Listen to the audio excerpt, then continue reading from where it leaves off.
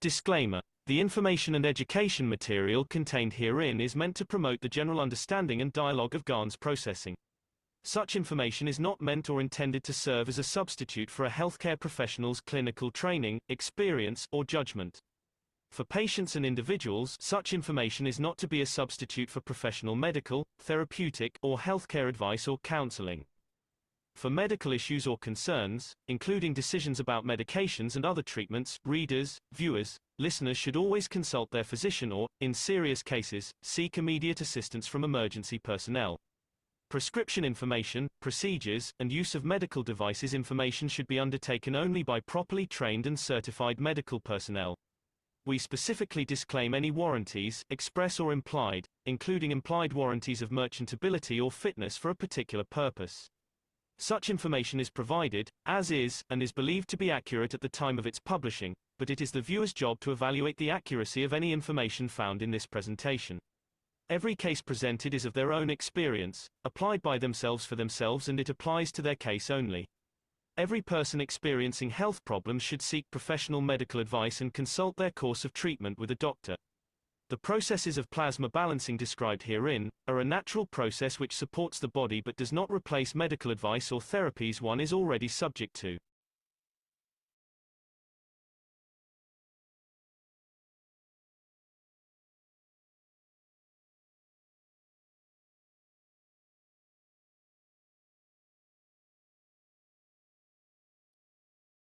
Good afternoon, everyone. This is the KAKT American Knowledge Team meeting, and welcome everyone, not only from Canada, US, and Mexico, but from all the other continents around the planet. And I want to thank you all for being here with us today, because that's what makes this meeting so very, very powerful. So let's begin with the sessions here. And understand that, we have just been following up the Sanya conference, which was a watershed event in China. And we are now creating new events. And we're not the only ones, so we have to stand by. This is the KAKT Foundation Spaceship Institute, Teachings on Plasma Science. We are discussing advanced transmission, and the subject is brain mapping. I'm Alexander from Canada, and it is April the 7th, 2024. This is the KAKT Foundation North America Plasma Education Series. So it's hard to believe that we have gone through the entire transmission session. This is the last session of the advanced transmission group. And as you can see, this is an ongoing series that we've tried to do to condense over 6,000 hours of teaching, whether it's public or private, and 10 years of knowledge seekers workshops. So not only to help the mature students here so that we can all teach in our own way and be more effective in that regard, but also to welcome the new students who are coming in and who are looking at a mountain of information and trying to catch up. So what we have to do is encourage you to understand that there is an advanced transmission and you're born with that. So it's very normal to have this donkey hesitancy. We keep talking about that because that is the lowest energy state. And we find that in this lowest energy state, and we usually do the walking, but we've discovered that rolling is faster than walking. And we find that life is very hard until you get up on that horse. And the reason you want to do that is because the horse walking is faster than the man walking. And is there a point of confirmation as we're looking to go point by point, step by step, or maybe a little bit faster, step by cycle?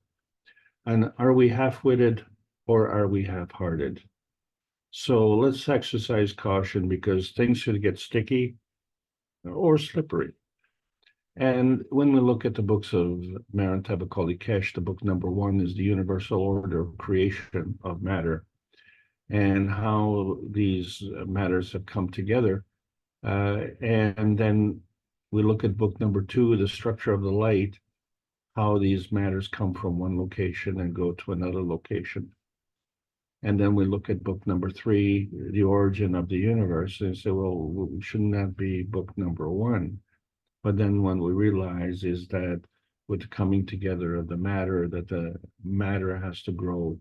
And then from there, the concept continues. And so that's what we're looking at for the various concepts. So every third Friday of the month, we have been going through what we call the transmutation preparation sessions. And we are coming up to the 4th session in the series of 6 sessions on April the 19th. And it is a training session. And like going to school, we don't have to go through every class. Some of us can skip classes. And then, of course, some of us can fail. But no one ever fails in the school of life. It just depends on, what you want to take into account and what you want to achieve. And what we've been wanting to achieve, of course, is world peace. And so we've been trying for 320 weeks in a row in the one nation, one planet, one race for justice every Tuesday to achieve that, where we have the voice of the Universal Council members projecting out to the rest of the humanity race. And we're all part of that humanity race. And we are racing, I don't know where we're racing, but we're searching for outer space. And in order to find outer space, we need to, we've tried to mapping the brain to find out how to get on that plasma highway to that little pie in the sky and beyond. Well, the truth is we've achieved that little pie in the sky. This is our little place here. When we compare it to the rest of the universe, it's breathtaking. We can't believe how big it is. And so to travel that, we have to get on the plasma highway, but we're so far away from that at this point in time. We're still on the transmission highway and trying to understand frequencies and wavelengths and how we're connected and how we're communicating. Because when we're looking at the universe embodiment range, we have to try and figure out, if the speed of light is the fastest transmission, we now question if that is true. And if everything that we see is coming to us at the speed of light, that means everything, which includes everything, is faster than you. And so it's bigger than you. So that means if it's faster than you and bigger than you, then if you want to see everything, then you too have to get bigger. And we're wondering if that is true. So many of us ask the question, where am I? And the answer, of course, is, you are here. Or are you here? Well, show me the map, as they say, right? Let me find out where I am exactly. Well, where you are exactly, you're in the universe, so this is really narrowing it down. But then the question is, how is the universe created? And we've said that it exists from energy. Since energy is always positive, then energy that has a charge must reflect its motion. And since energy is always in motion, it's always positive and negative. And so when we look at the cover of book number 1, we see the creation of the matters, the coming together of the matter, antimatter, and the dark matter. And we say, okay, these things all came together, but where did they all come from? And then now that they're here, will they stay or will they go? And if they don't go, how do they remain? And these are all the questions that we have of how the universe exists from energy and how things are all working in combination. And so that becomes the key in understanding the cups of life, remembering, of course, that they were not the cups of pandemic. They were the cups of life, and you created them. And each one of you was able to produce as much GANs as was required based on your inner space and your emotional strength. So when we're looking at this, we see that each of us is able to take elements and put it together and come up with some kind of GANs material, and it was unique. But in that, when we looked at the GANS radiance manifestation, none of it was really there from what we started with. So we started with a CO2 with physicality. We ended with carbon dioxide gas and calcium carbonate gas and zinc and copper gas, amino acid gas, and water gas. So can we just take a 10 seconds, please? Be right back.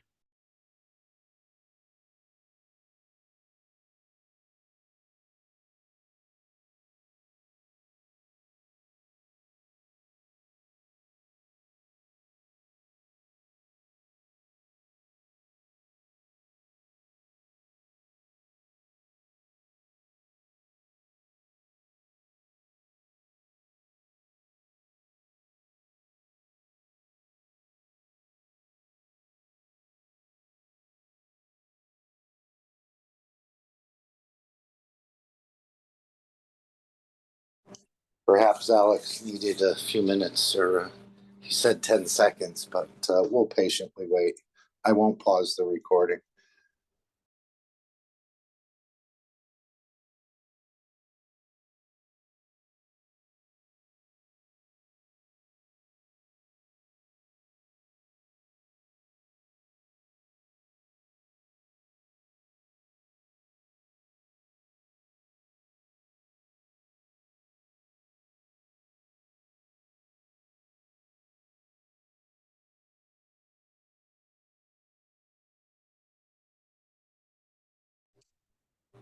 Glad to see you, Nikolai. I haven't heard your lovely voice in a while.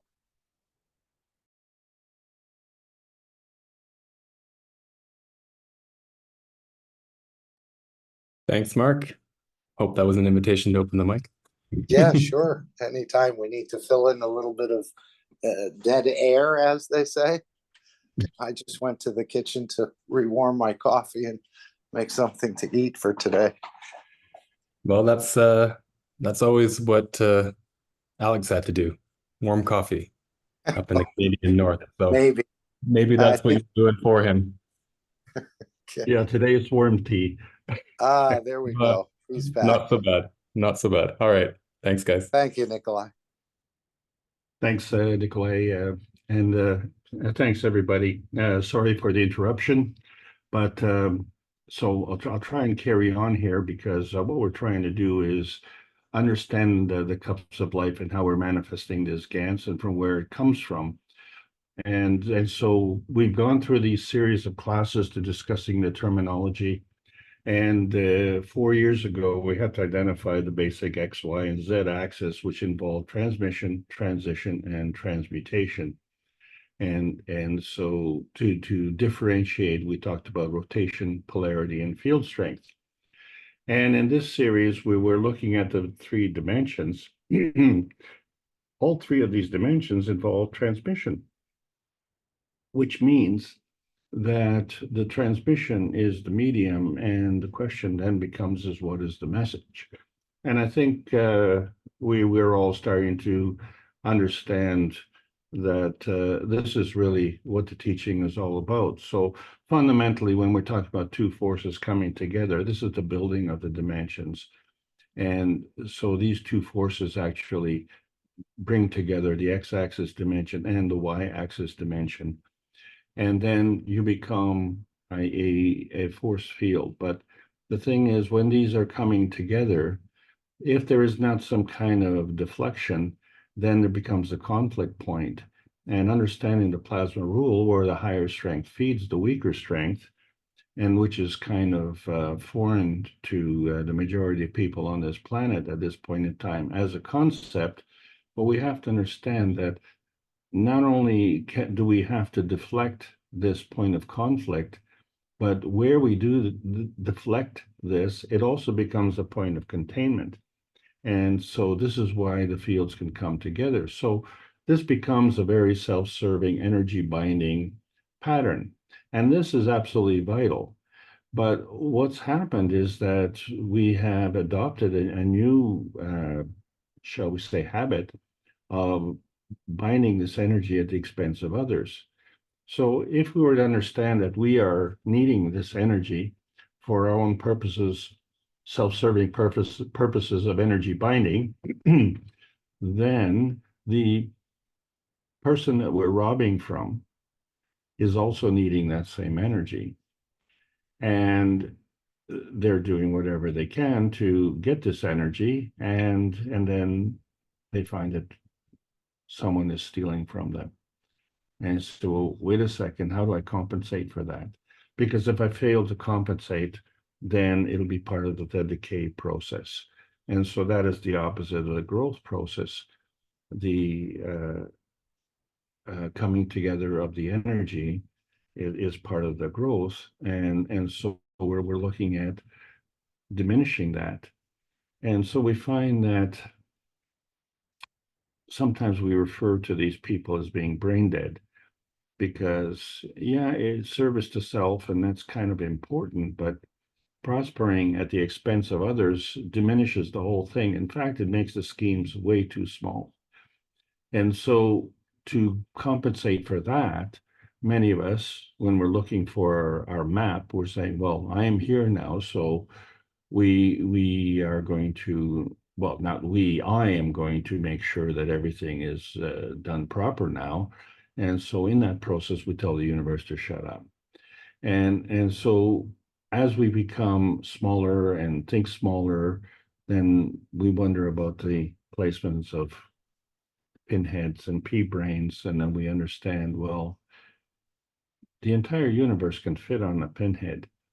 And so if we understand that concept, then that throws a whole different light on the brain ratio. So when we talk about brain size to body size ratio, physically, man is actually very large. We have a large brain compared to the size of our body. And in that ratio, an elephant, for instance, has a very small brain size in relationship to the body size. So how does that compare to the soul? And so you see that really the brain is gigantic and the soul is teeny, teeny, tiny. So it would be normal to assume that the brain is feeding the soul. If the higher energy is feeding the weaker energy, then the brain is feeding the soul. But that's not how we think about it. We're thinking that the brain is feeding the soul, but not because it's a higher energy. It's because might is right. And so there's a dominance. And so this is kind of a little, we have the correct answer, but we have the wrong reason. And so this is the whole purpose, to try and understand how we capture these fields. So we find that the higher energy comes to us and through x-axis transmission, y-axis transmission, and z-axis transmission. And so we find that the transmission, and in our physical reference, is parallel to the ground, and the other one is perpendicular to the ground. And then, of course, there's the z-axis transmission where, well, we don't know which ground. It just, it maintains a field, and then that field is changing its position. But what is that difference in the position? So we see that it all depends on the principal and interaction. So the principal interaction is the effect of energy and motion, but we find that that's a two-way street. So the first thing is to find that we have a self-serving requirement to maintain that field. Then we have to share that field with others so that there's a constant flow of energy. So we artificially place limitations on that model. But fundamentally, we're talking about a two-way transmission. So at least two dimensions, a two-way street on each dimension, and maybe two directions on each street. And we can see that we can travel in different sizes. We have many variables of who can travel in those sizes. And even still, on each two-way street, we could increase the number of lanes. And so all of this is an enhancement of the x-axis dimension and the interaction with the y-axis dimension. And so what we're really reflecting is energy in motion. And as we say, then it has a charge. So we say it's negative or positive, and we understand that the negative gives and the positive takes. The giving is a flowing, and the taking is a binding. And, well, which is which? And how do we define that? Well, the thing is that the energy is a definite portion of matter, and it occupies a definite part of space at a definite moment in time. And if that is definite, then there's no such thing as one and the same energy, which constitutes a charge at two adjacent increments of time. So in other words, in practical terms, if a mother were to have twins, and the reason those are twins is because of the nearness and proximity to the birth, doesn't necessarily mean that they are identical. The implication is that they're identical, but they can't possibly be, because they can't be one and the same energy. So there's a difference, and that difference is the connection, but the connection is the same. It's the flow to that connection which is different. So the flow of one connection is different from the flow of the other connection, even though the connection is common to the two. This is an extremely important concept and is a basis for understanding advanced science. So as we look at how this energy then comes together and maintains its maggrav position, then it still has to facilitate transmission. So it's fine to be perpendicular to the ground, but how does it move? So we find that when we go through a spinning motion, we now change the whole dynamic. It becomes spherical, and there's motion. And with that motion, we can change that position. But that motion can be in many different forms. So if we take a fan, we could just blow some wind. If we take a soccer ball, we can kick it. And then if we take a light bulb, well, we can shine on something. And then, of course, there's a plasma field, which is what we're learning about. And so all of these come together, and we've been able to resolve a lot of these anomalies in terms of our understanding how transmission works, because there's always an input rotation that is perpendicular to the motion, and that output motion is aligned with that rotation. And so through each movement, there is a change in position, and it goes along the x-axis dimension on the ground. And it doesn't answer very many questions, other than the fact that in this picture, you have one car and it moves to the other side. It's the same car. And if you're the driver of the car, you're the same driver. So what has changed? The position has changed. Well, how is that possible if energy is not exchanged? And so, well, yes, the energy that's exchanged in this, let's say it's an internal combustion vehicle, we consume some gas. Okay. But that's not the only energy. We, as an existing human species, exchange energy. And so we have an existence. And the car is part of the elements of this earth, and it has an existence. So in order to move simultaneously, it has to maintain its existence. So this becomes the key point. So if we look at the dynamic that happens when we bring together a star formation, we see that we have a small m matter state and a capital M matter state. The small m matter state is physical. And in those regards, we see the cups of life as being physical, and they created this GANS, which is plasmatic, but it's also physical because we can see it. And then there's energy in that GANS, and that's the plasma state. But when they all work together, that becomes a dynamic plasma state. So it's the combination of all of these. And so what we find that in the core of the star formation, which in this case, the points of the star formation were physical, the core was plasmatic. And so the difference is that the core is gravitational and these points of the star formation are magnetical. Well, that's in one dimension. But if we look at the star formation base, we find that we have 3 cups of life in the base and 1 at the top. Excuse me. So the 3 at the bottom are in the gravitational state, and the 1 at the top is in the magnetical state. So that's just a one dimension. And then we find that all 4 points have a plasma state, and the core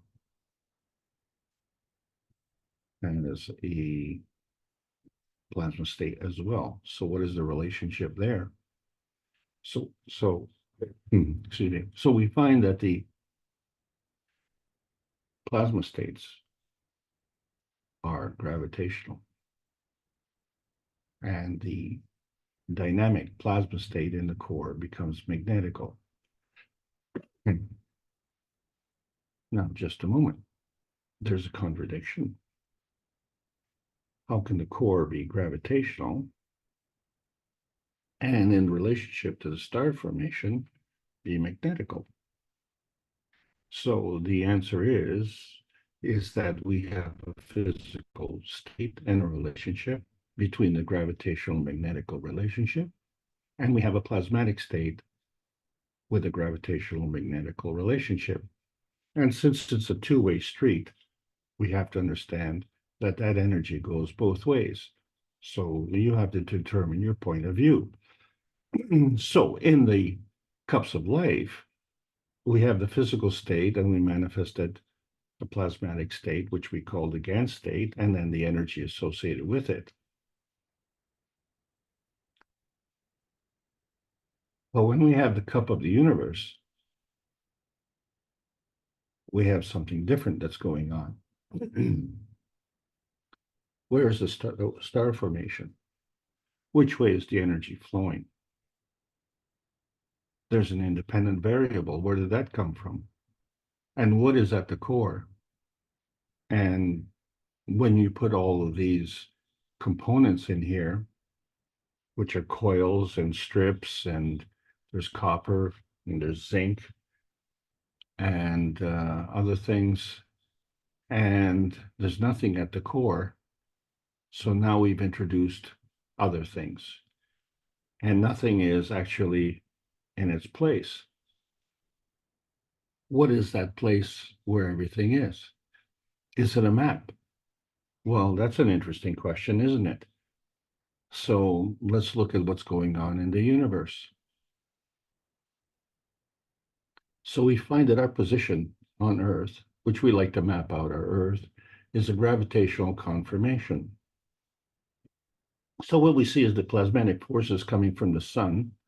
And since they're coming from the sun and its gravitational form, those forces are magnetical. And when we're looking at the gravitational forces of the Earth, that feedback is magnetical. And so when these two magnetical forces come together, there's a point of conflict. And so through that deflection, they create a plasmatic field. Now that plasmatic field becomes gravitational. So from that plasmatic field, now there is a possibility to come to a lower energy state.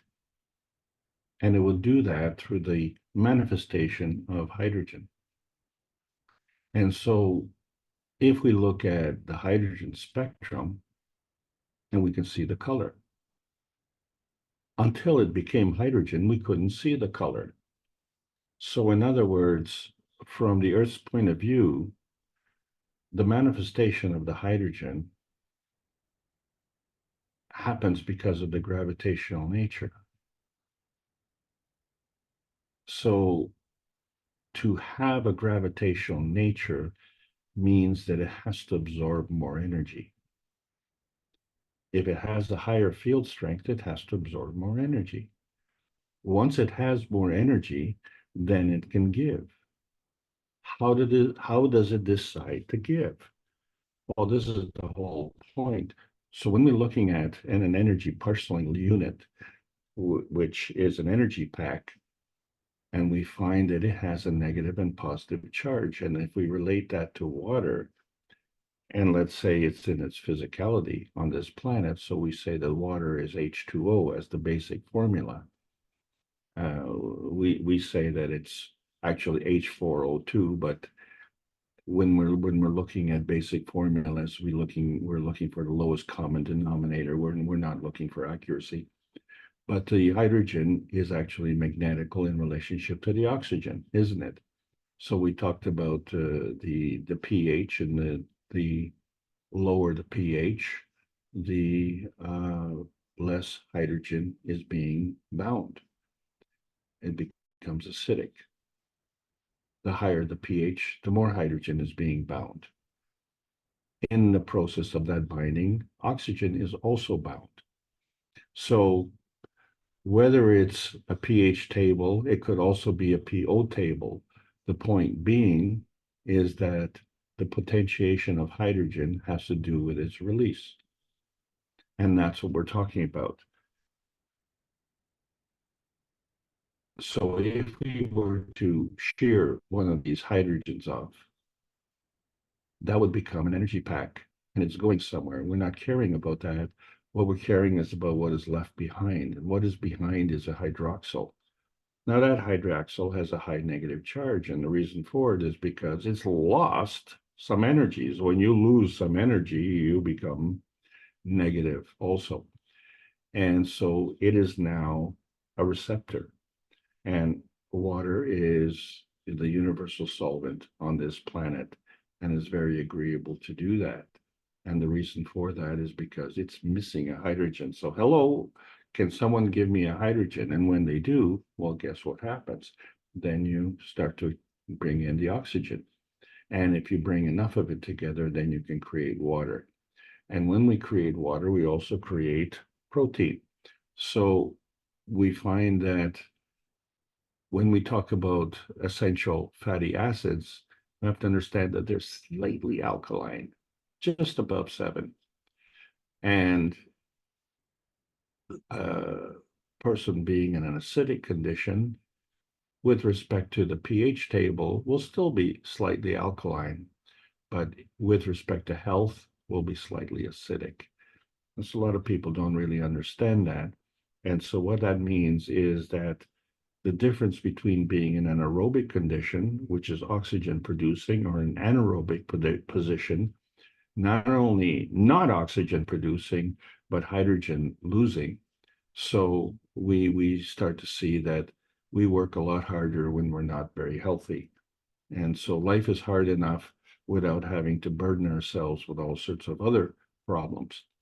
But, what we're doing is trying to understand the role of the brain and how we can map this. And it really becomes very complicated because the left side and the right side of the brain do this thing called cross-channeling. And then not only is the brain crossing over with respect to left side, right side, but it's crossing over from plasmatic side to physical side and is interacting with the pituitary gland and the pineal gland. And so this becomes a very important form of communication. But, that communication doesn't just stay within the brain. There's a plasmatic crossover with the rest of the body as well. So you understand that the left side of the brain controls the right side of the body, and the right brain controls the left side of the body. And interestingly enough, there are 2 different energy supplementations. Energy supplementation and the physicality we call eating, and we eat food. So we find that for brain food, we need the calcium plasma, and for the heart food, we need the iron plasma. So these are 2 different elements that we require for 2 different conditions. So the brain and the heart represent 2 different conditions, and yet there is a link, but that link crosses over. So when we look at the cells and we see them as a phospholipid containment, they are represented by hydrophilic heads and hydrophobic tails. And the reason for that is because oil and water don't mix. So that allows us to have an intercellular communication. And that one cell can communicate with another cell. But then we have an intracellular communication which allows the inside of the cell to communicate with the outside of the cell. So these two forms of communication are vital. So the intracellular communication is self-serving, is for the livelihood of the cell. But the intercellular communication is vital for the livelihood of the body. Well, this is handy. You know, if you want a body, you have to have the cells. And so that's how we start. Well, what happens with our brain when, you know, if we are only half-brained? And so, you know, there's a joke when they talk about a lobotomy and they say, well, you know, if you go through a lobotomy and you lose half your brain, you could say that you have none left. If you have none left, then the crossover means you have no body on the right. But if the brain has none left, that means it's all right, which means that you have a body on the right. Well, this kind of is one way to split the hemispheres. Another way is to split the head and the tail. And we know that there's something that goes on that way, because how many times have you heard someone say, well, they're running around like a chicken with the head cut off? And so what does that mean?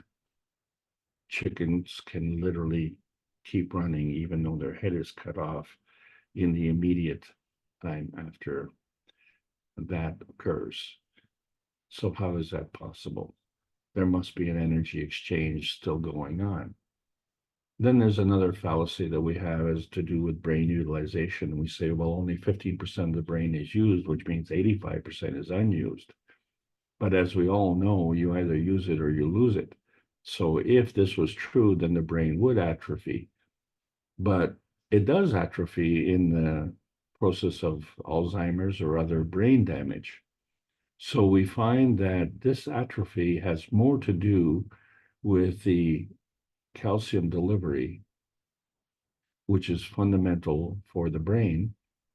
And of course, calcium is in an alkaline state. So how is that delivered? And how does that facilitate the brain utilization? Well, when we look at the periodic table of elements, we get into the details and we see in the star formation of the amino acid. So we talked about hydrogen and oxygen, and of course we have to introduce carbon and nitrogen. Well, there we go. And then when we look at the emotion and physicality, the zinc and the copper, and the relationship with the earth, there's the iron. And then of course, the earth is inorganic, so we say it's silicon-based, but we're organic, so we're carbon-based.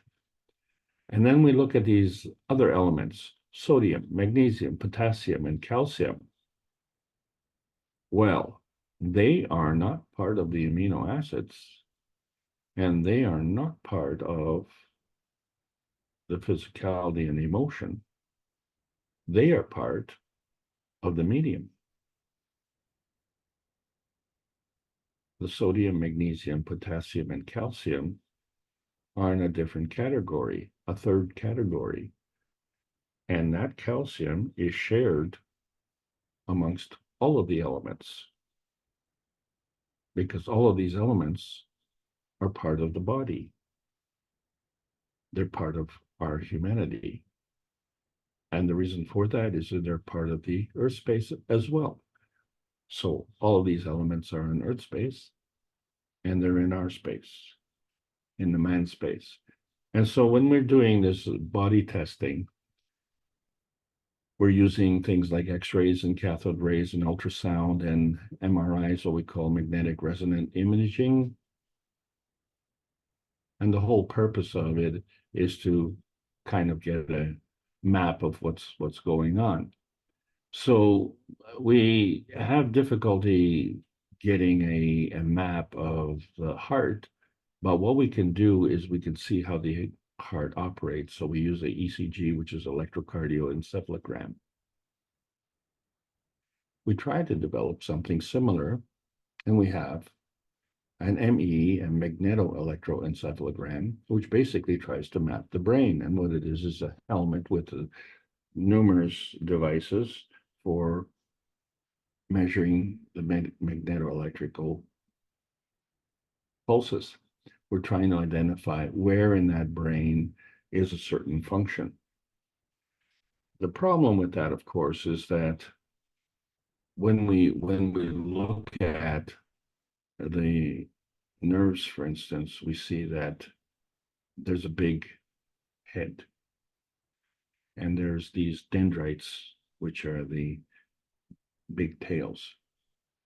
And when we look at the stacker units, we see the 5 stacker units.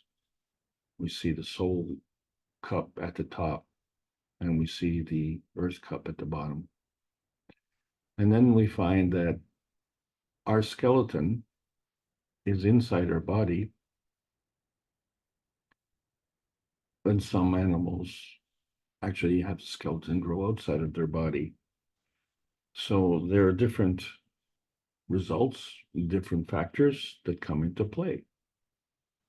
Well, before we discuss that, memory comes into play here because there's a proof of sequencing here. Question is, what is retained? So life's learning lessons are retained in your memory. And how they're retained is in the rotating fields around the nerves, which are the myelin sheath. And then you say, well, what is lost? Well, those same life's learned lessons in the pineal connection. So there's a sequencing. We know it exists because regardless of what is retained or what is lost, we know that the baby memory is inherited. And the reason we know that is because we can't remember when we were born. Okay, so how does the baby remember if we can't remember? And then you look at the adult memory, well, that's acquired. That's acquired by life's learned lessons. So there's a sequence. So the baby is before the adult. So the inherited memory is prior to the acquired memory. This becomes very important. So we understand that the magnetical forces are feeding and the gravitational forces are feeding back. And so we, as the last man standing, have choices. And those choices are to either turn on or turn off the feeding, increase or decrease the strength, or change our position through an enhancement or diminishing. So we have sequences. And so when we talk about the babies, some babies lose their brain function in the process of the birth. And also they generate an enormous amount of water on the brain, which kind of upsets the brain function. But that brain function can be restored, but the problem is that map and position, which we are accustomed to as having that particular brain function, is not functioning. And so the function itself has to be restored, and it's restored at a different location. Well, that changes the map. Well, how can you change the map? You know, you are living in a location, and you can change location by leaving that location, but that location remains in its location. So how can you move that location? Strange question. So when we look at the gravitational fields, we can see in our body, but we don't see the blood. We don't see the organs. What we see is the skeleton.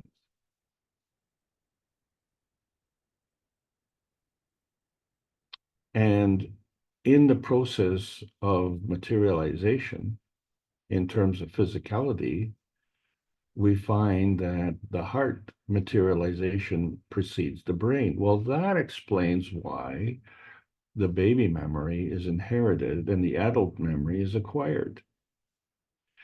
And then also the blood materialization is different. It flows through the body, but it flows around the brain. In other words, there's no blood in the brain, but there is blood inside the body. So this is kind of funny, especially when you consider the fact that the skeleton is inside the body, but the skull is around the brain. And so not only is the crossover from the left to the right and the right to the left, but the blood goes through a crossover where it flows from the inside of the body to around, shall we say, the body of the brain. So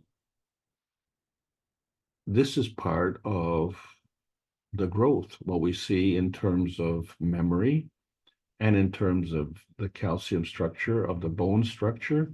And we see this represented in shells. And so we see the rotating fields, and we see them rotating in all three axes, X, Y, and Z. And then some have a smooth surface and some have a spiky surface. And when we look at that surface, we find that that also rotates perpendicular to the other rotation in 3 dimensions. So this constitutes growth. So just like the growth of the myelin sheath, which enhances your memory, acquired memory, that is. So when we look at the organs of the body and we see how they compare, and so we say that, well, the two most important organs are the brain and the heart, right? But what happens when the brain goes into a coma? Shall we say the brain becomes kind of, well, not necessarily brain dead, not lame brain, but, you know, not functioning properly? Or compare that to what happens to the heart when it has a breakdown, like a nervous breakdown, an emotional breakdown. And so what happens to all those other organs, like the liver, the Leydig system, the autonomous nervous system, the cells, and the electron transport system? So a lot has to do with the fact of our terminology. We say the brain is in the head and the organs are in the rest of the body, but clearly the rest of the body can operate without the brain, which means that they have to have an intelligence as well. So maybe brain is just a generic term like car. You don't know, if I say car, you don't know what brand, you don't know what color, you don't even know how many wheels it has. But if I say heart brain, well, you know the heart brain is different from the liver brain, which is different from the Leydig brain, the autonomous nervous system brain, the cell brain, and the electron transport system brain. So how do you differentiate them from the brain? Well, then it becomes the brain. So good, it names it, it's named twice, just like New York. So if we understand charge, and we look at the difference between 2 dimensions and 3 dimensions, we understand bending. And so in the process of bending, and we said that the hydrogen is negative and the oxygen is positive. So in the process of bending, we create this water. And so we have to understand that when we create this water, we create this protein. But what happens when you have a polar flip? We just change the nature of the charge. So now the hydrogen is negative in the bottom and the oxygen is positive on the top. Okay, so it doesn't change the charge, it just changed the orientation. And it doesn't have to be a sharp bend, it can be a curve. So the same thing happens. So when we look at the ends of the curve, well, they're negative. And when we look at the bend in the curve, that also is negative. And so that reflects a charge. So when we look at the structure of the amino acids as they're presented in a graphic, we see that they have a lot of bends. So we have to understand that each one of those bends is a negative. And in relationship to the hydrogen, everything else is positive. The hydrogen is always negative because it's the smallest. So as we start to break down how these amino acids are exchanging energy, we have to take into account another thing, and that is that one pair doesn't have sugar and the other pair has sugar. And the sugar has a pentagonal format and the amino acid has a hexagonal format. And then if we understand that all of these poles are flipping constantly, and then we see how energy is moving. So if the energy is moving negatively in one way, and then when the poles flipped, and then energy moves in another way. And then the question then becomes is what causes the pole to flip? Well, the shearing of the hydrogen is very important in the exchange of energy. So as soon as you shear that hydrogen off, you change the polarity of the gravitational condition of the magrav. And that's exactly what happens in phosphorylation. So when we look at the hexagonal formation of glucose, and we see at the points of that hexagon that all those poles flip. And so the glucose becomes fructose. And this part of phosphorylation is essential because it's aerobic. It produces a lot of oxygen. So in the production of oxygen, we can produce a lot of water. And when we produce a lot of water, well, we can produce a lot of protein. So we see this phosphorylation as being part of this transmission. And this transmission then has to go through a transition. There's a blood-brain barrier between the head and the body. And then it goes through this transmutation process where we see all the components of the brain that we're trying to map. And then we find that we don't see any hearts or liver or kidneys in the brain, but we see them in the body. And so each one of these functions, each one of these organs functions the same way as a cell. They have hydrophilic heads and hydrophobic tails. And they have a barrier. They are created with water inside and they have water outside. And so that barrier is oily and oil and water don't mix. So we're able to create our physicality as a result. And then we find that if there's a crossover, when we're talking about polar flipping, maybe there's an axial flipping where we're going from flipping from left to right. And so we find that there's a equatorial rotation, if you will, and there's a barrier between the head and the body, shall we say, the head and the tail. So when we look at conception, and we say, well, the birth of a child, it stems from the glint in daddy's eye, isn't it? It's an idea, it's a concept. So conception is conceivable. Well, the concept of regrowth, we've been taught, is inconceivable. But when we have an idea, that also becomes the birth of a concept. And so when you have an idea, you don't end up with a hole in your head. That idea is now created and is a concept. And so there's an old joke in Toronto Well, we had a lot of restaurants owned by Greeks, and so we said, well, what happens when two Greeks shake their hands? It's the birth of a restaurant. The difference is the birth of a child takes 9 months and a restaurant only takes 3 months. So it all comes from a concept. It comes from an idea. Where did that come from? And how is it maintained? So this is the basis of reason. And since we have a physicality, we say that we can stand. So man is standing. And man stands to reason. So reason then becomes the physical expression feedback. The feedback of the brain transcription of concepts. Ideas become conceptualized. Ideas become born. And ideas within a framework of concept manifest. And then we have dream memories. Well, where are dream memories from? And so we find that these dream memories are absolutely ingrained.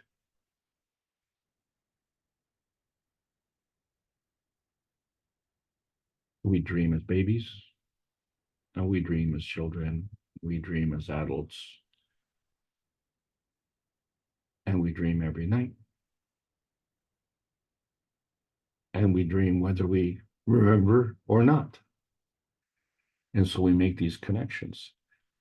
And the reason for it is because we need sleep or rest in the physicality. Well, if our physicality is left behind, then who exactly is leaving? And who stays behind? I mean, we know that the physicality stays behind, but who's minding the fort, eh? Who's minding the brain? And does the soul of the body dream with the soul? So these are all kind of good questions, but if we're talking about hemispheric rotation, and we look at the brain, it has a left and a right, but when we look at the planet, it has a northern hemisphere and a southern hemisphere. Well, in our northern hemisphere, we have a brain. In our southern hemisphere, we have a body, and they don't look the same. So when we look at the hemispheric rotation of the Earth space, we find that the Earth space itself in physicality will rotate in one direction, whereas the plasmatic rotation of the hemispheres rotate in opposite directions. So it means that they can operate individually or they can operate together. So if we look at this hexagon structure and we find that as far as Earth is concerned, it has a bit of a wobble. Well, you can imagine that when you do some walking, you wobble. Or if you do some running, you really wobble. Well, of course, if you drink a lot of alcohol, you'll wobble also. So the point is that there's a motion and you don't know which way it's going to go. But if we have two forces coming together and they deflect, then the poles will flip. So it's not just a wobble, it's a complete 180-degree turn. If we were to remove one of those sides, we said, well, that would be like a key slot. And if you put a key into that slot and then you turn the key by flipping it, you've changed the position. You've changed the position by flipping. Well, let's take a look at something else here. Let's kind of realign it this way, shall we? And the reason we want to do that is because we want to graph these dimensions. So when we talk about the spherical relationship of the X dimension, the Y dimension, and the Z dimension, we find that as these spheres roll and rotate, the points create kind of a sine wave as they go. And there's a sine wave that starts at the top and then rolls to the bottom and then rolls to the top and rolls to the bottom. But then there's an opposite sine wave that starts at the bottom and rolls to the top and carries on. And they cross over. Okay, well, if we were to take these connections and put them together, we can see that we have overlapping connections.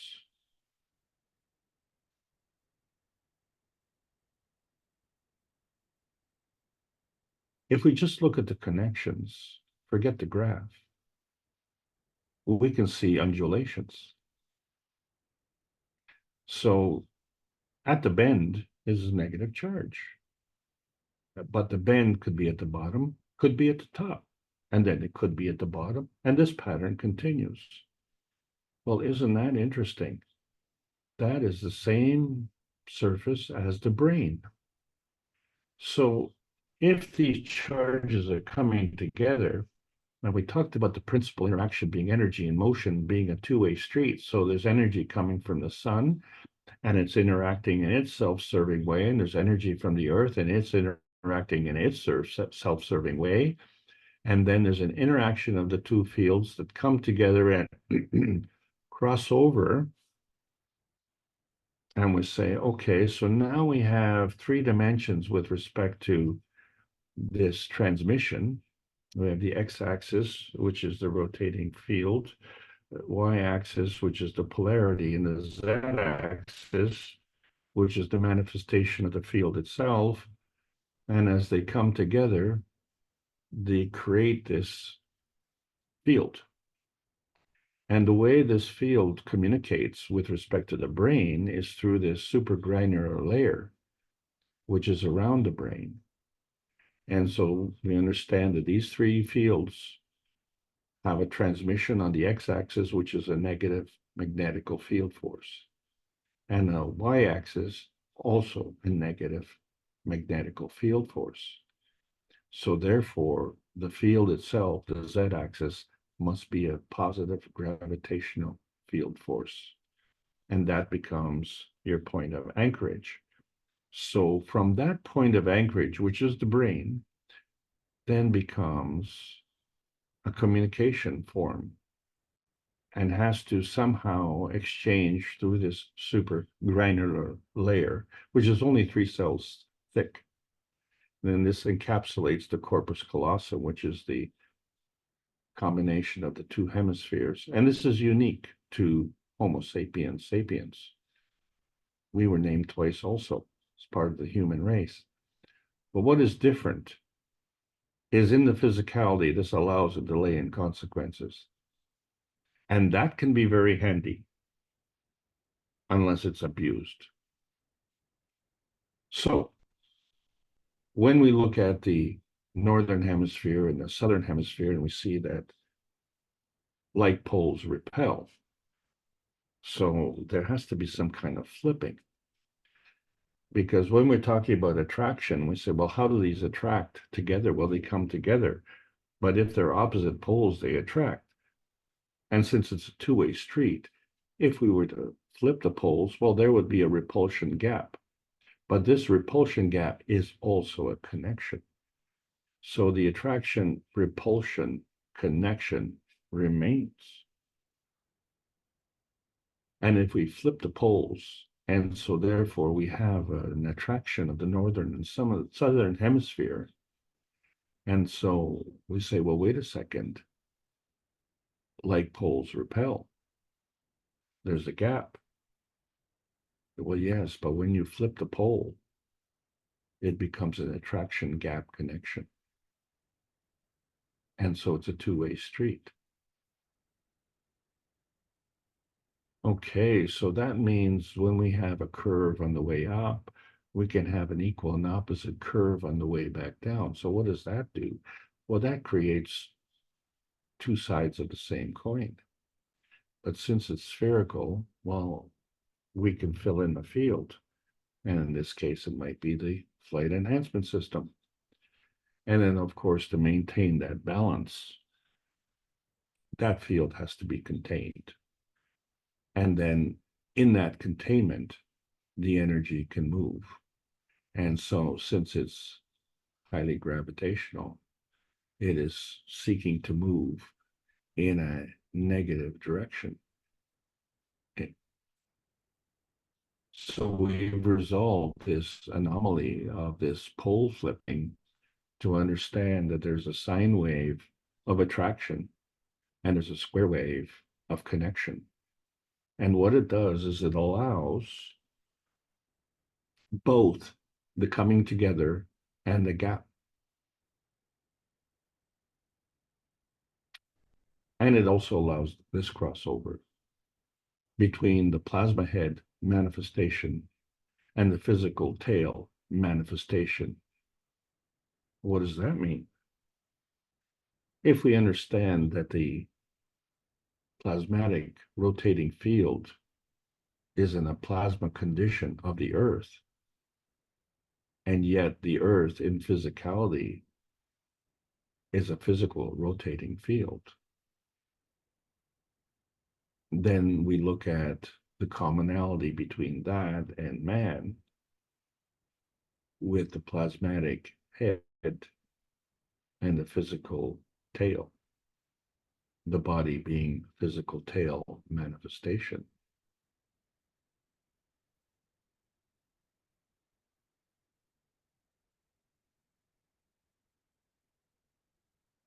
So where does the brain sit in there? Because the brain itself is physical. So how can it be a plasmatic head manifestation and a physical tail manifestation? Which is it? And then when we look at the graph and we see the relationship between the soul of the man and the soul of the body, and we see the point of containment between the two extremes of amplitude, and of course, there's always a beyond, isn't there? And so all of this is part of the transmission. So we have the transmission within the containment, but what is going on beyond? So now we understand that there's a transmission spectrum. And as we're trying to map the points of containment, we say, okay, well, we know that beauty is skin deep, but so is ugly. But at what point? Because how many times have you seen an ugly duckling become a beautiful swan? So this is part of the growth. And so this is the difference between the surface superficiality and the internal substance.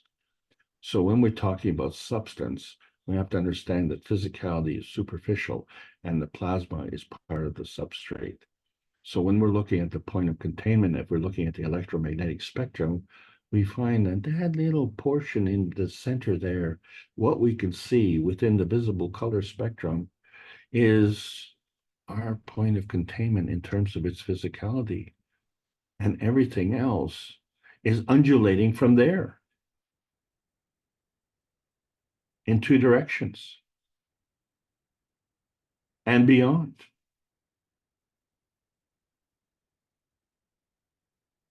So transmission is actually not a map.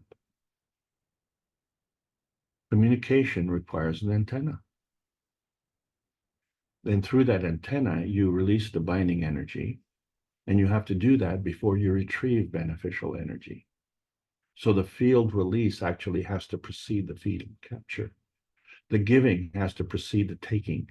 The emission has to precede the absorption. Motion cannot exist without the coexistence, because motion is a product of existence. So whether you have a brain or whether you have an idea, motion and coexistence reside in both matter states.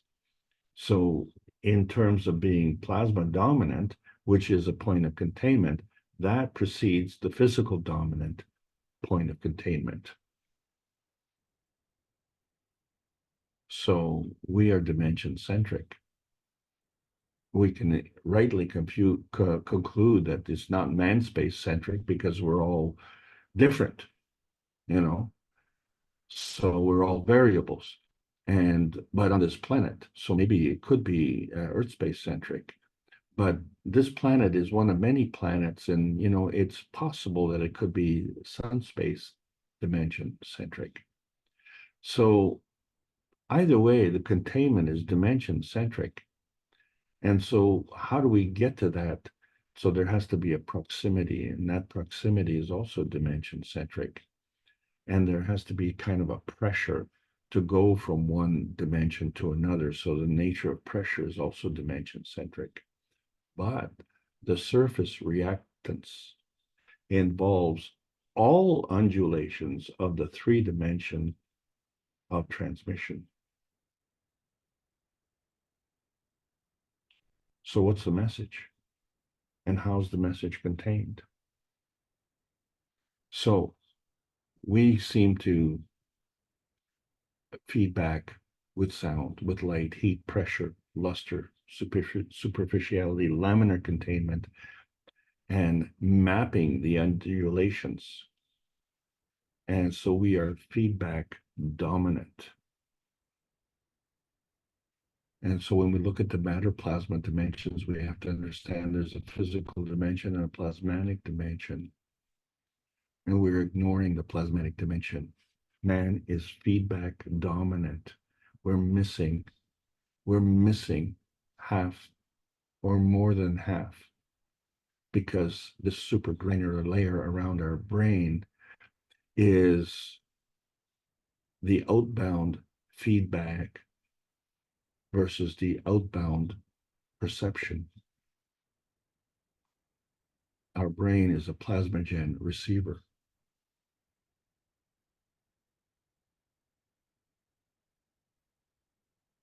And the x-axis, y-axis, and z-axis is the star formation. So therefore, the message feeding manifestation and the message feedback manifestation has to be connected to an antenna. So the brain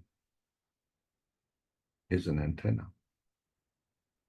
You can't map an antenna. You can only connect to the various field forces traveling around it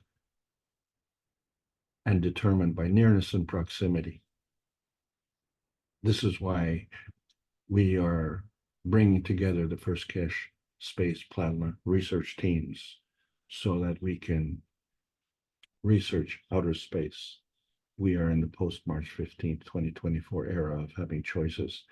So we have this beautiful Earth space and this outer space transmutation space.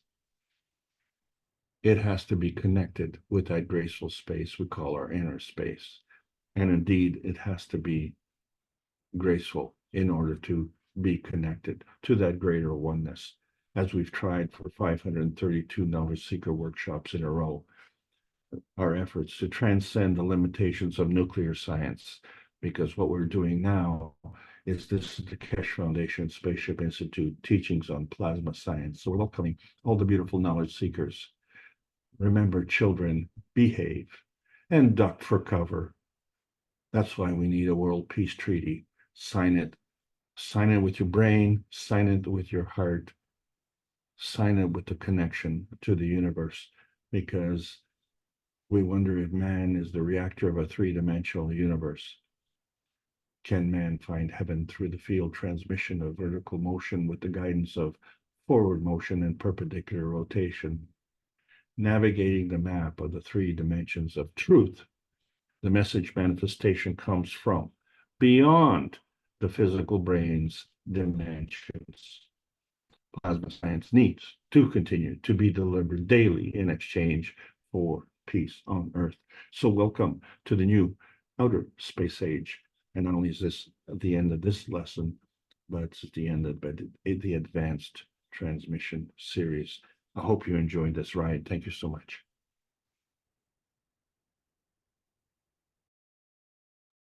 Well, thank you, Alex, for more of our daily bread, as they say, but hopefully in the plasma understanding of it all. And hopefully I've got some of these cross connections. Gosh, there just seems an overwhelming amount of knowledge to comprehend and understand and apply. But we continue on. I think all the time we're gaining more and more understanding and knowledge, and probably some gifts along the way from the creator, from some of the systems we're interacting with and the rest of it. But we continue on this path. Slowly we're advancing. Just want to say hello to Karina. I think we met once or twice on one of the sessions in London. Thank you for your appearance. Or I thought maybe Dean might have something he'd like to ask if he's still here. I'm not sure. Yes, he is. But let's open it up to questions for Alex, if there are any. I know Saeed had put a few questions. He's gone now, but maybe you'd like to answer them. Maybe he'll come back and listen to the recording of this program. Let me just go to the... Well, I wouldn't mind some assistance on this question, but I'd like to go for it. I'll have a go at it too. And the question is it rightful to defend ourselves from these wars? Okay, in the Q&A. Okay, go right ahead. Well, the question isn't do we have the right? Of course we have the right. It becomes our self-serving certitude. We must do that. However, the question is, how do we do that? And so if we do it the way that we were attacked, then we become part of the problem. It just becomes a continuation. It becomes another link in the chain. And that link has no substance. It has no life. It has no future. It just ends up being more of the same. So the question in terms of our ability to defend ourselves, it comes in how do we facilitate creation? Because the implication of being attacked is a notion of destruction. And so if we buy into that, then we contribute to that destruction. So we have to ask ourselves very seriously, do we want to do that? And if we assume that there are no consequences, because in our physicality we can delay consequences, we have to understand that delay doesn't eliminate. Delay only kicks the can down the road. We still have to rue those consequences. So we really have to think carefully as to what kind of consequences we're prepared to endure. And if those consequences manifest from our own hand, well, that's, what they call half-brained. So we really have to understand this delay in consequences and how it manifests in the physicality. And so if we understand that the physical manifestation is the brain's tail, and the plasmatic manifestation manifests into the physicality of the brain itself, then the brain, if you will, becomes the intermediary. And you have to ask yourself, the intermediary of what? And so it's the intermediary between the physical domain and the plasmatic domain. So the maintenance of each of these three dimensions, the physical 3 dimensions and the plasmatic 3 dimensions, is energy in motion. And that energy in motion has to have a connection. So the brain isn't the transcription. The brain is the transcriber. It's the antenna that connects. There's another question that has to do with RNA and DNA. The RNA and DNA carry the blueprint memory, and that's part of the message as well. So everything comes down to our interpretation. And are we plasmatic dominant, or are we physical dominant? Now we understand what the difference is. Now we have to guide our actions accordingly. I hope that's helpful. Anyone else wants to take a flyer? Hello, Alex. Me again. Hello. Hello, Claudia. Always have questions, and but if please, if you come back to that picture that you have the sun and the earth, please. The sun and the earth. And I Yes. think what you're talking about is With the galactic image behind. oh, the sun and the earth with the galaxy behind. It wasn't Yes, the we have the C14. magnetical with the magnetical. The Oh, this one? No, I No, was no. gonna say it's not the C14 with the lightning bolts, is it? No, when with the magnetical is with the magnetical, and we have the gravitational with the hydrogen that you're talking about. Got it. This one. Yes. My question is, for example, Mr. Cash said, we are in the earth and we have our own emotions, and we have our RNA that's not only ours, is our ancestors too. And we have this line of communication with them.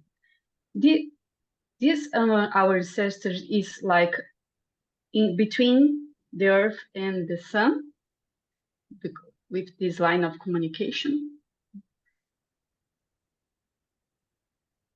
Oh, that's the question. Well, Yes. certainly, yes, certainly it is, because it eventually manifests on this planet. So, the best example that I can give of that is if you purchase a record, a musical record, you know, whether it's a vinyl or a CD or a tape, the artist invoked a certain kind of memory into that into that music, into the intention of that music. And that music doesn't affect everybody the same way. But let's say it's a highly emotional, you know, and you find that, oh, well, a lot of people cry, you know, when they hear that music. Oh my God, it's so beautiful, you know, it brings tears to your eyes. Well, how does it do that? And you know, when was that record created? So, you know, if that record was created in your own lifetime, well, you can understand that. And maybe if that artist is coming to do a performance and you want to go because you have this emotional connection, oh, you know, I really want to experience that. But if that artist has passed on, so that emotion is only carried in that record. And that record only is activated when it's playing. So if you were to hold that record in your hand, you wouldn't start crying unless you invoked the memory of the feeling you had in listening to that record.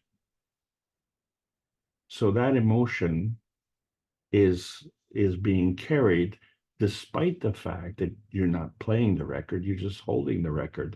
Or even further, maybe you're only thinking about that.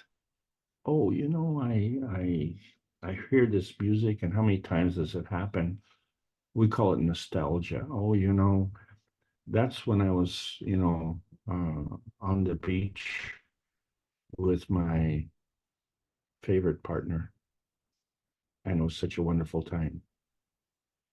And I'm sure, you know, saying that to you, all of you are thinking about someone different, but the event is pretty special. And you say, wow, you know, I really felt good then, and I really loved the person, and we both felt, you know, we were very happy. And that's an emotion that's carried. Well, how is it carried? So that really becomes a very important answer, because that emotion is not restricted to the record. That emotion is not restricted to the memory of that record. That emotion is not restricted to the memory of your physical lifetime. That memory is embedded in your essence, and it has no boundary. It has no expiry date. So if you understand that concept, then the emotion of your ancestors, if you can tune into that, you would then have the experience of that emotion. The question becomes is, how involved do you want to be with that emotion? Because like some people, and I'm thinking of one particular person that every time she connected with that emotion, she would start to cry. And you say, well, you know, it's sunny outside, it's very nice, and you know, everything's peaceful, and yet she's crying. Why is she crying? Because she's re-experiencing that emotion. And you say, well, that's so sad. And what makes it even more sad is she's by herself. So that whole aspect of, shall we say, feeling melancholy with respect to that emotion is a self-defeating practice.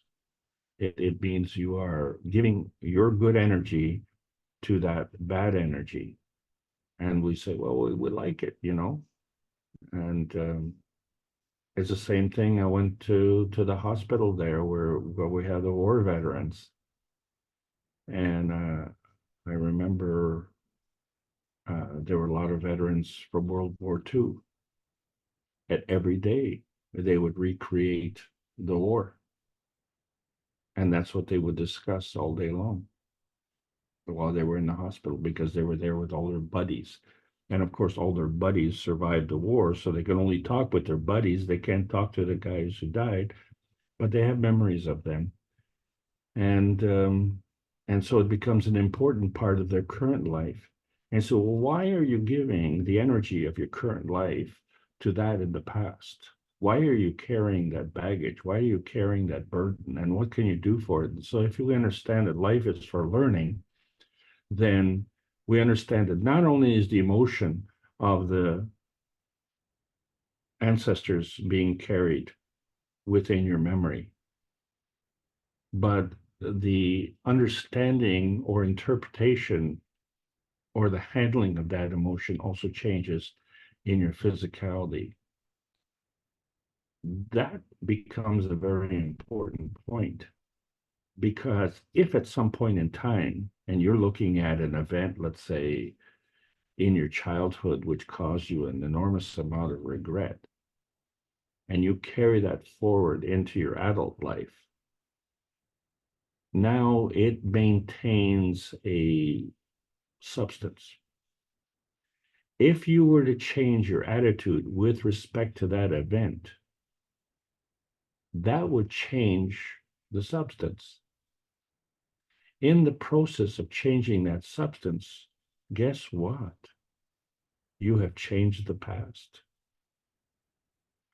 If you take the past and you project it a future, then if the past was gloomy, my God, the future will be gloomy as well.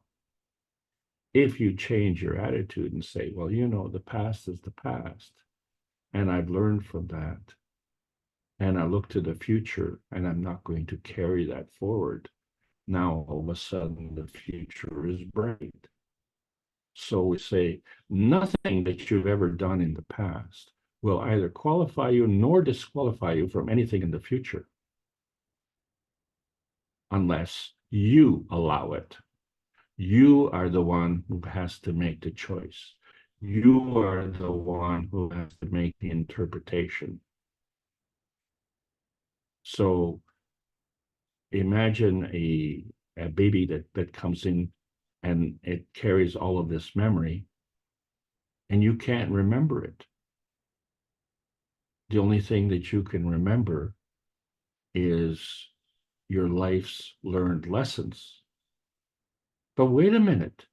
You were a baby. You were created and you grew into an adult. How did you do that? How did you remember to do that? Where was that connection? So how can you remember something and not remember something else? And the thing is, there are some boo-boos that we carry into physicality that are carried from our ancestors. This is the hard part to understand, because sometimes what we're looking for and say, well, we have a issue in our physicality, and I can't remember what happened in my life to cause that issue. And now we come to the realization that it might be a carry forward from an ancestor. And that carry forward would be so strong that it would be actually breaking into your current memory. And as soon as you resolve that issue, that ailment, it'll disappear. And this is exactly what we're doing in the Universal Body Enhancement Spaceship units. We are dealing with the psychosomatic conditions. And so we have to transcend the current physical lifespan. We have to connect with the cosmic forces of the universe. And the cosmic forces of the universe carry all the information. So in fact, because we're plasma dominant, our knowledge is only based on our life's learned experiences, whereas in truth, we have the life's learned experiences of all of our ancestors as well. And, you know, I welcome that news. I welcome that news because I receive compliments for what I do, but I'll tell you what, I always feel deficient in terms of my knowledge. Okay, because what I know is a drop in the ocean compared to the knowledge of the universe. I'm just trying to navigate the way you are. And so I'm using references that I can use as beacons to navigate. And it's not always a straight line. And so this becomes the beauty of the plasma science, is the ability to go around bends and curve. And that's what makes life so beautiful. If we look at the vertical people, they come in all shapes and sizes and different colors, and you could turn around and say every one of them is beautiful. And I have a regret. I was taken on a tour once of a garden, and I seen so-called weeds. That's a person that was running the tours. Oh, you're such an environmentalist, and you're looking at that as a weed. Well, if you were a moth, you would look at it as a haven. You would look as a feeding source, just like a butterfly would go for a flower, or a bumblebee would go for the nectar in a flower. You know, and you say, well, obviously, what do they say? Horses for horses and horses for horses, or, you know, I had no right to be critical of that. And yet I forgot, because this was part of a life's learned lessons. And I was obviously misunderstanding that. And I really felt ashamed when he told me that. And so with all the knowledge that I had, I should never have made that mistake. But I was brought up in a certain education and say, oh, well, those are weeds and they're bad and they need to be killed and eliminated, and not understanding that everything works together in combination. And so we see the same thing with pests and how they attack farms. or how we've seen the viruses attack the pigs. So everything is part of creation and everything is part of decay. It all depends on the magnetical gravitational relationship. So sorry to go so long, but I hope I answered your question, Claudia. Yes, thank you so much. So much. I don't have words to say. You really do a really good job. Thank you so much, Alex. And Diane agrees with you, Claudia. She says, beautiful teaching. Karsten says, thank you very much. And Nikolai has 4 clapping hands. So thank you, Alex, for your delivery, for your teaching, for your sharing, your understanding of this plasma science. If we back up, Saeed has had another question. And is this knowledge exclusively given to mankind or other species too? I know the universal community has looked at man as a insignificant dust in the universe up to now, referring to us as four-wheelers. But it seems the creator has decided to gift this transmutation knowledge to the mankind for them to use it in a way to interact with other species of the universe and perhaps teach them. So we know it's not exclusively given to mankind, but there is this knowledge of transmutation, which is being initially given to mankind. Do you want to comment on that at all, Alex? Certainly. It's this delay in consequences. So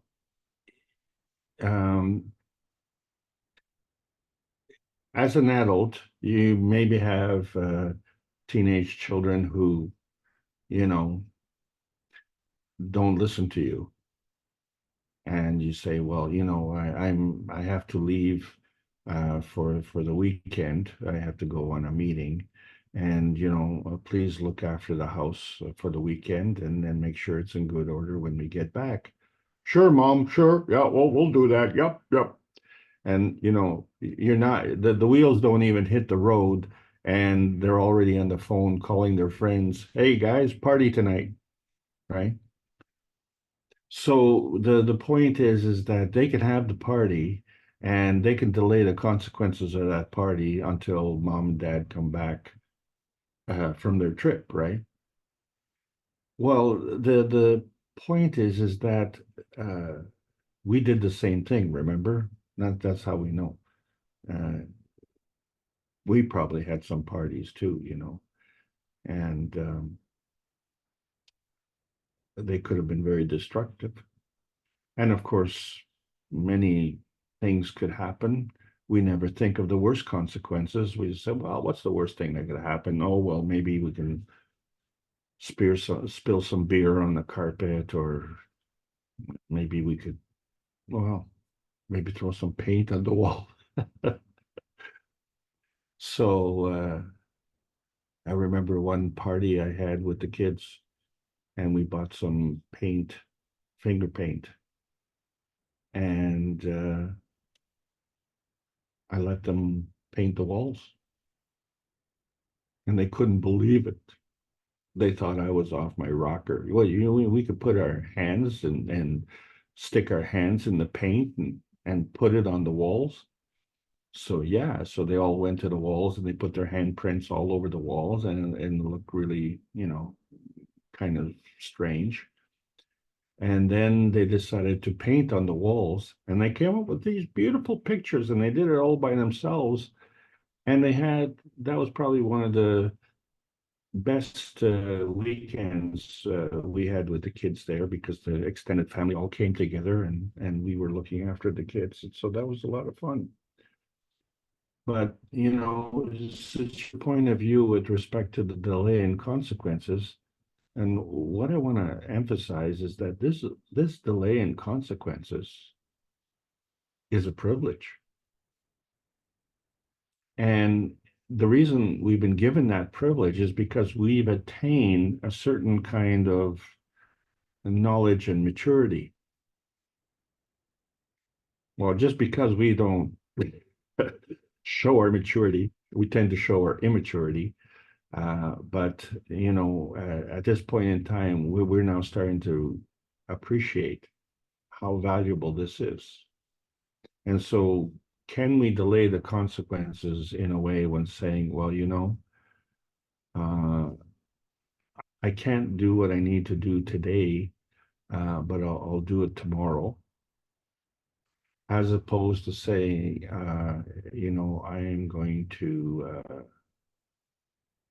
beat you up, and you know, I won't have to worry about you until you get out of the hospital. And you said, well, both of those are delay and consequences, but you know, one of them is leaving the opportunity open for creation, and the other is creating an emotion that will be carried forward that could be very destructive. And so we find that that's what happens with the war. So you killed my father, so I'm going to kill you. Well, the person you kill has a son. That son is going to grow up, and you know what? That son will want to have revenge, and he'll come and kill you. And so it goes generation by generation by generation. And all we get is this nasty delay in consequences over multiple generations going back thousands and thousands of years. And so when you look at the history of man, we've always been warmongers. And it's so sad. And this is what we carried forward in our memory. It's so sad. So why do we have this? And this is a good question. Why do we have this misery? Why is it hanging around us? Because this, you give something to someone as a responsibility because they deserve it. So that choice was made before you were born. We deserve this responsibility. But the fact that we abuse it is an acquired knowledge. Well, learning why we have this gift needs to also be an acquired knowledge. And that's what the 532 Knowledge Seekers workshops have been showing us. We now have this acquired knowledge that's come together as a body of knowledge, and we have run into conflict with those who choose to carry forward this generational conflict. So either we engage that conflict or we deflect that conflict. And if we don't give our good energy to the bad energy, then we won't lose that energy. But that energy that we don't give to will now have to seek it from another source. And invariably, that source is self-consumption. And we see that with people who have a drug addiction or an alcohol addiction. I remember this thought came up this week, as a matter of fact. I was thinking about a girlfriend that I had when I was in high school. And we broke up. And, you know, you look at what the adults do, and I'm just a teenager, what do I know? So what do the adults do? Well, they go out and get a 26-ounce whiskey, and they basically drown out their sorrows. Well, halfway through the bottle, I figured, like, what am I doing? The sorrows are still there. I'm drunk, I don't feel well. And she's still gone. So, you know, that didn't accomplish anything. And the only benefactor was the whiskey producer, and I had to pay for it. So I had to pay for not feeling very well. So I felt very stupid. Why am I contributing to my poor quality of life when life is hard?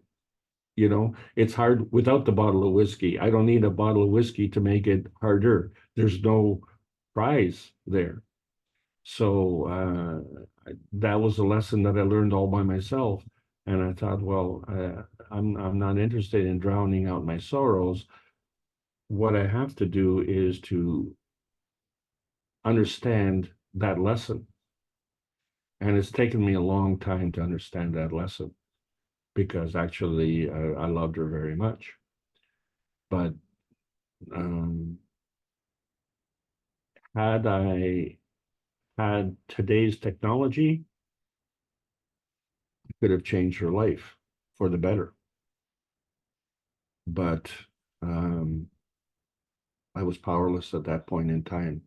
And so I had no choice but to retreat, to withdraw from that situation and not contribute, because all I would do would be actually contributing to her misery as well. And that wouldn't be fair either. So we have to take that into account. And it requires a very mature attitude. And I can't say that I always share that mature attitude, but it's part of the learning process. And so in that process, I don't feel as badly today as I did back then. And the reason for that is because I've changed my attitude. So in regard to, answering Claudia's question, I've changed my past as a result of that. So there are those who can't do that. They have so much baggage that they carry it forward, and they're proud to carry it. The reason they're proud is because they have nothing else. What did they call it? If you didn't have that misery, you wouldn't have anything. It'd be, bankrupt. So the notion of having is so prevalent. Well, that having, the concept of having is in your physicality, is in the concept of your emotional manifestation of that concept. So you already have it. So why do you want to have it? The longing to have it, the longing to have the knowledge, when you already have the knowledge, it doesn't make sense. And this is the understanding that all the knowledge seekers are coming to grips with right now. That we have what we need on this planet, which is why we came here. But the misconduct that comes through the delay in consequences is defeating that responsibility, defeating that gift. It's defeating the intention of having acquired that responsibility. That responsibility is not a burden. That responsibility is an honor. So we just have to change our attitude, me included. Back to you, Mark. Okay, are there any other questions, comments, disagreements, something you'd like to share? I'll just Hi, take Mark. this. It's Dean here. May I say Hello, something? Dean. Yes. Hello, of Mark. course. How are you? Yes. Hello, Well. Dean. Hello, Alex. How are you? Good, sir. Good, good. Thank you for beautiful teaching, Alex. Wonderful as always, always. Just looking at the sun on the screen. So that sun has as you're putting there, a gravitational pull, and all this emotions that are creating this condition are, as you've said, from a past. Much of it is from a past. It's from an understanding that is held on to and never released, never let go. And there's many. So if we go back to the sun, there's many trillions of interactions happening in that plasma, in all those souls that are present within that sun. And if that one sun is a cell in the body, each and every human being has the capability to be a star, as you see in that galaxy, in the galaxies behind, in the space, and all those energies that are transforming continuously.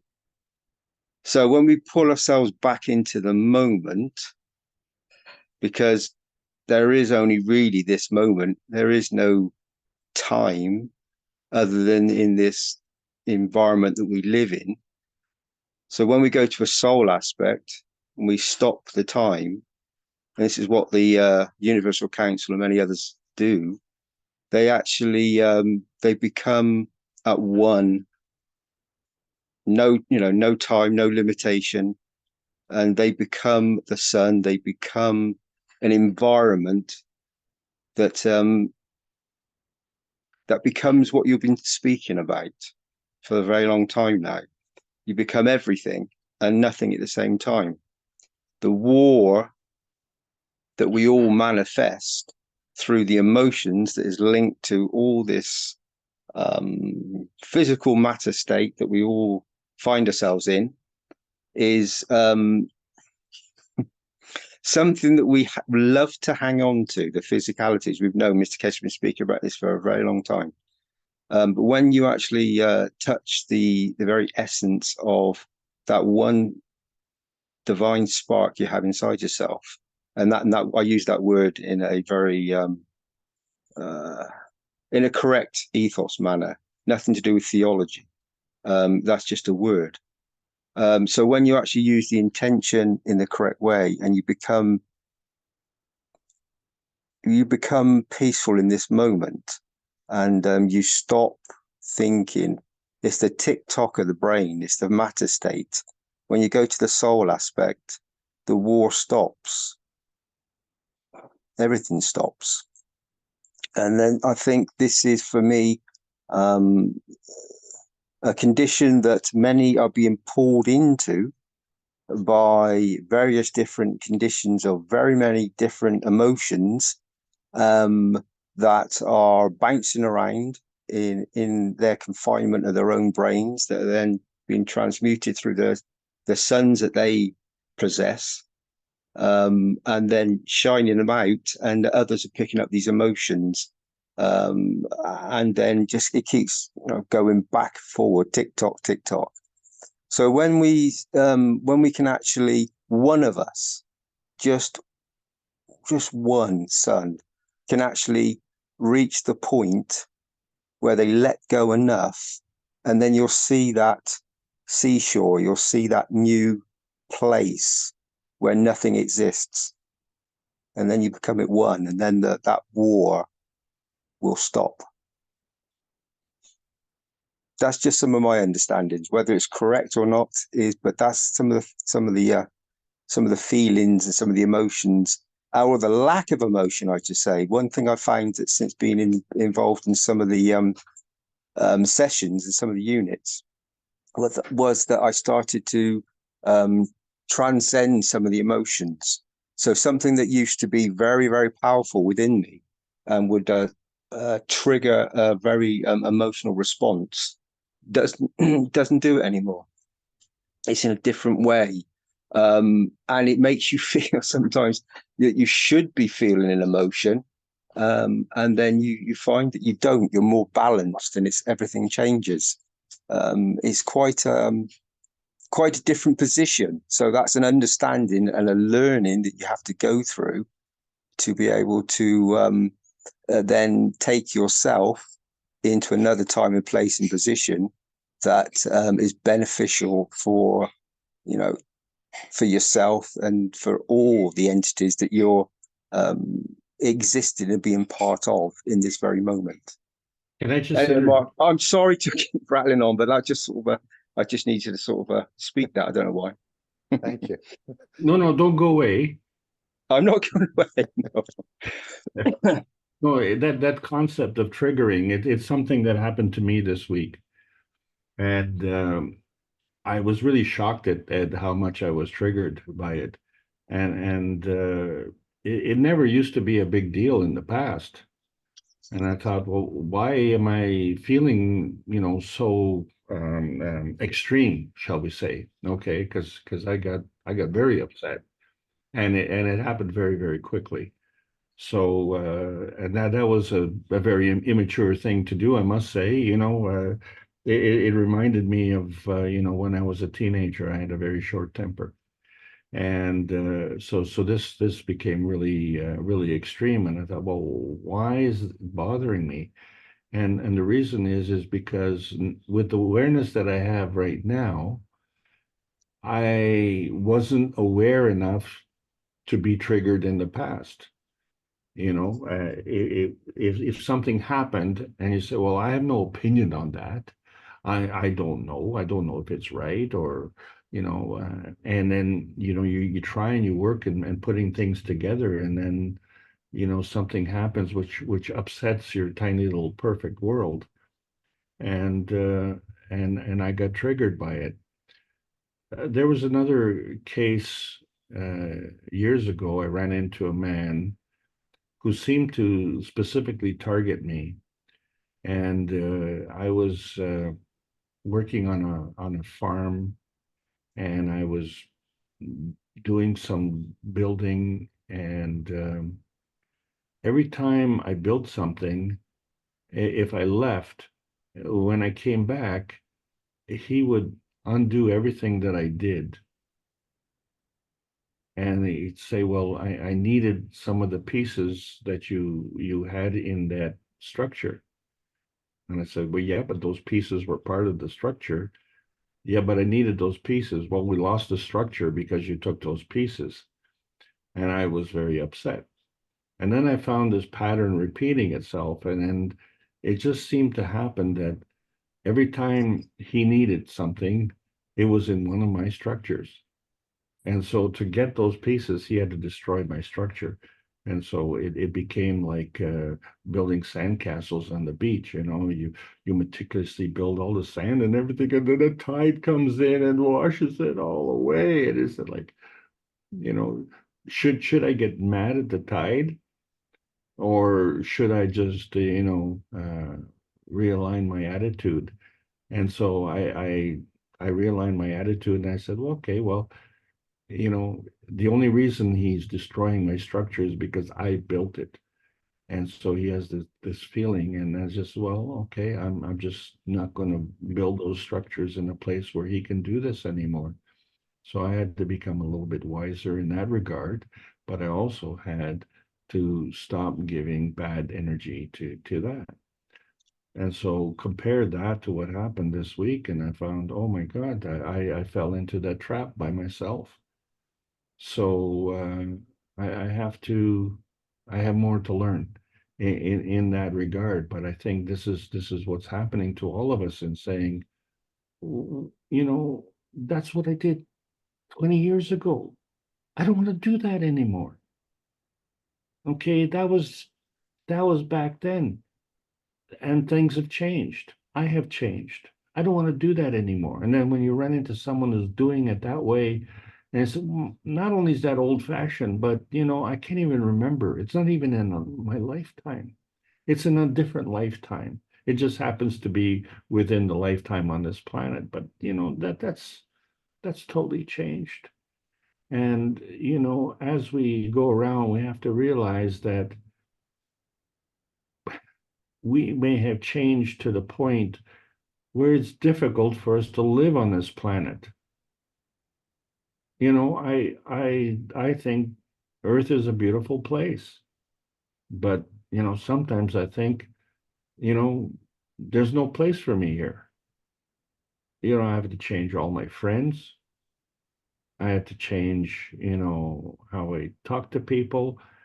Some people, I can't talk to because they're lying, and I know they're lying, so I have to pretend that I believe them. It puts a lot of burden. So I said, well, okay, I don't have the energy to deal with that, so I'm just not going to deal with that. So it changes your life and it changes your attitude. So then what happens? Well, then the magic of the Keshe Foundation comes in, and all of the people on this panel, you are spending a valuable Sunday afternoon, and I'm not rubbing it in. It's a valuable afternoon, and you've made a choice to not spend it with me, but to spend it with the whole group here. The whole group as a collective has a welcoming, has a gravitational aspect to it, and you're enjoying it. And I enjoy it. And this is the thing. I cannot talk to anybody else about this, and I'm just saying as a general rule, outside of classes like this. And it's absolutely wonderful, you know, to be able to get in to a deep concept, you know, and to devote more than 35 seconds to something that is so important. I talked to a gentleman who had a father who was extremely ill. And there was a subject that we were to bring up, and he didn't have the time to allow me to talk about that because he was watching a sporting event on TV. Wow, geez, you know, I'm really sorry that I interfered with that, but you know, you can take a recording of it or something, you know, and you know, I really apologize, but you know, we're talking about life and death matter, not a sporting event, and you know, it's really too bad. And I ran into this problem, like I referred to it last week, you know. We had to pay for cancer treatment or pay for Christmas presents. Well, Christmas lost because cancer doesn't take Christmas holidays. So, you know, it really shakes you up, you know, and you say, well, this was a very important event. Well, guess what? There was a more important event. And you just really have to understand that. And it was very emotionally traumatic. But after that, you know, if we couldn't, you know, have the joy of having Christmas dinner together with the family and everything else like that, well, then, you know, we weren't upset about that anymore. And so Christmas was every day. Every day, if the family got together and we had dinner together, could spend time together, that was Christmas. That's how we looked at it. And then all of a sudden, you know, our attitude changes and life becomes wonderful. So there are harsh realities and there are harsh changes that we have to go through. And sometimes that's where we have to go down before we go up. But you know, when we go up, then we have to come back down. But we have to go forward, and that's the thing. Life is for learning, and today is the beginning of the rest of your life. So nothing that happened before can either disqualify you or qualify you for what's coming into the future. It only shows you how things work. Please carry on, Dean. I was really enjoying your point of view there. Alex, thank you. It's wonderful to listen to you. You know, you always explain things so beautifully. One thing I'd like to say was the way I look at it, or the way that I sense it, is what you were speaking about just now was, you know, when people can't give you the time, can't give you the energy, then I being an artist, being in that spectrum of fields, I look at the whole of what we do, what we think, everything we create as a piece of artwork. And so by thinking in that way, if someone takes something away, it doesn't matter, because the energy that they take away is a creation. So let them take it, let them receive from it. Then I paint back, or in any way you want to describe it, whether it's a word, a song, or anything else, I then replace it with something else. So it doesn't matter if that person is watching a television screen and that's important to them, that's their creation. So I don't judge that. I let them enjoy that moment. And then I inspire them and teach them and give them a creation. I show them something, part of me, a spark, and I paint it onto this artwork, and then it's for them to receive or not. That's and then I go on my merry way and create again. And we all do this constantly. And then once we start to change our thought process, or start to change our move into that dimension of the soul aspect, where it doesn't have that judgment, it doesn't have that that need to confirm its existence through trying to persuade another soul. That soul has a time, place, and position. Let them be in their place. It's. I don't even think it's. I've realised that I used to try and do it all the time. I don't even try to change people anymore. I offer them some of my knowledge through the foundation. I offer them some energy. If they wish to receive, that's that for them. If they do not, then it doesn't affect me emotionally, and it doesn't affect the energy. I paint back. I give back another spectrum, another beauty, another thought, another intention.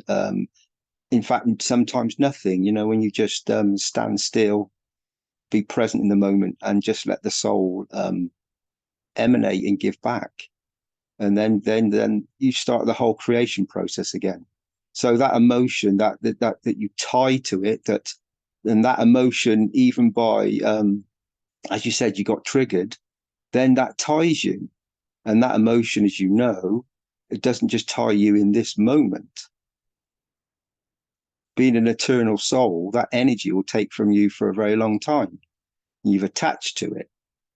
So you need to unattach from it, create and paint back.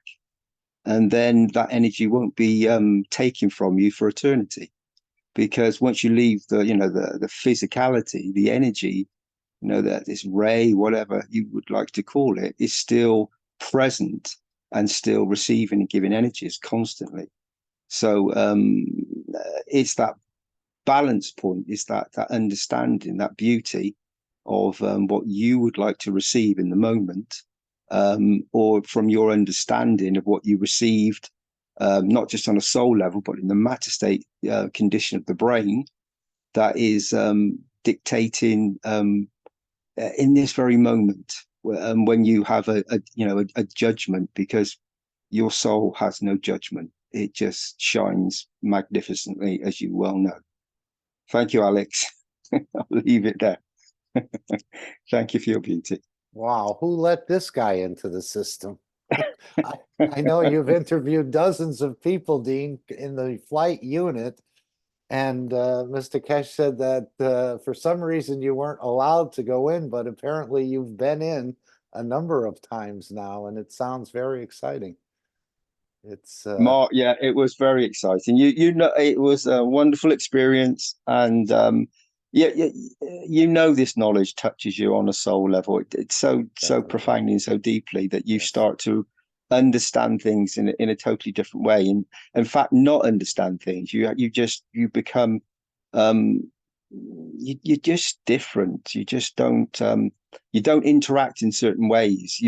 You see another soul, another being in a totally different light, in another spectrum, and you don't I don't know, you don't judge it. You don't judge it. You just see it. You view it. Yes. Yeah, you just see the creation. Yeah. Yes. Absolutely, yeah. Yeah. And it sounds like Alex is becoming more detached too, and that's what some of these systems will do for you. You're not so enamored as much with the physicality, almost as if, do I really belong here? You probably do. You're here on some sort of mission. But again, the big lights and the sparkly and the shiny and the rest of the physicality has less and less of a meaning to us, or less of a meaning than it did prior to some of these experiences or processes we're going through. And maybe this is part of the detachment and getting ready to travel the universe. But I think we still have some time to go. Randy, if you're still with us, the 3 C's he's put into the chat of understanding emotions once you communicate with your own soul, he said is calm, cool, and collective. Is there anything you want to add to that, Randy? Yes. Thank you. That's one thing that I've discovered because, as Alex had said, and Dean as well, thank you, Dean, for your great teaching a few moments ago, is detachment. From the once we discover the soul, sometimes the things in the physicality don't matter as much because all we have to do is take a look at all you have to do is go take a look at your closet or your junk collection in your garage of how many things we have accumulated over time in the physicality. And none of it can be taken with us when we leave this plane. So how important are all those material things? Really, truly. I think what we're discovering in these Sunday meetings is so much more that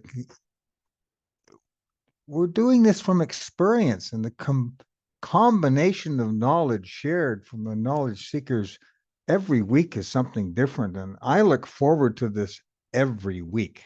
So I think this little Sunday meeting should just grow and grow and grow. And Dean, you're welcome back next week to begin your teachings. Thank you, Randy. Thank you for what you said. Some of the things you said there sort of resonate, and as you just said, I haven't been present in some of these meetings for quite some time, but every time you come back, you tap in, you learn some new knowledge, you experience the beauty of everything that's being taught, and it's gravitational magnetical. You just you absorb it and understand it, and then share it. It's plasma. It's just it's all energy transfer. So it's just about giving from your soul for the other soul to receive. If you have this surplus of energy, and let them receive, and then receive back. Allow yourself to receive back if they have a surplus and you need. And it's always a beautiful interaction. And when humanity starts to slightly understand this and come together as a soul and start to understand the beauty of what they really that is present, there won't be all this matter state conditions and all these things that happen will cease very quickly. It's just a matter of it's a matter of matter.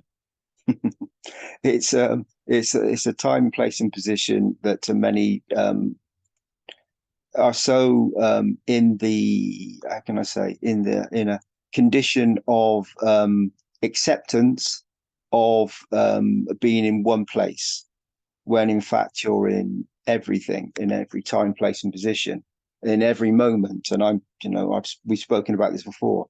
Mark, Alex, yourself, Randy, myself, and all the people on the panel, and everybody, we're all part of the same thing. We're all in the same place. We just don't. We haven't connected the dots yet, but we will do, and it's getting very close. Thank you, Randy. Thank you, Mark. Thank you, Alex. Okay, is there anyone else? I just wanted to show, let me take the screen before I forget to at the end of the program. I was going to ask you about the C14 as an insulator, but I see it's coming up. Let me just share this. And of course, just to, I think you can see the screen. This is just the question and answer with the Universal Council. It's with Marie and Claudia, and it's the first Saturday of every month. So we're just looking for people to join if you have that time on Saturday afternoon. I think it's at 10 p.m. CEST, as it says there, and there's a translation, English and Portuguese. And you're more than invited to be part of this. Just a little clip. I put the link to this video in. And Claudia, if you're still here, would you like to say anything? I know Jacko sort of started out and you interacted with him briefly, and he told a few experiences of his impression of the Sanya conference. And then, of course, Yes. Marie brought a teaching as Yeah. as well as the questions and answers. Again, a very beautiful program to be part of, and we're just looking to increase the support for this program. But Claudia, take over, please. Oh, for me, it's a pleasure. I learn more than than I give, I think. But it was very, very beautiful with Jacob. He's a special person, and was very interesting to listen what he spoke about the transition time. I was very, I don't know, in English, emotional with the tests.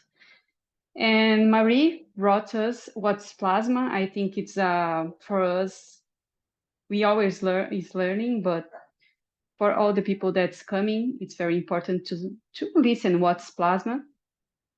And many questions I think was interesting about the cremation, I don't know in English too, Mark, cremation, I don't know.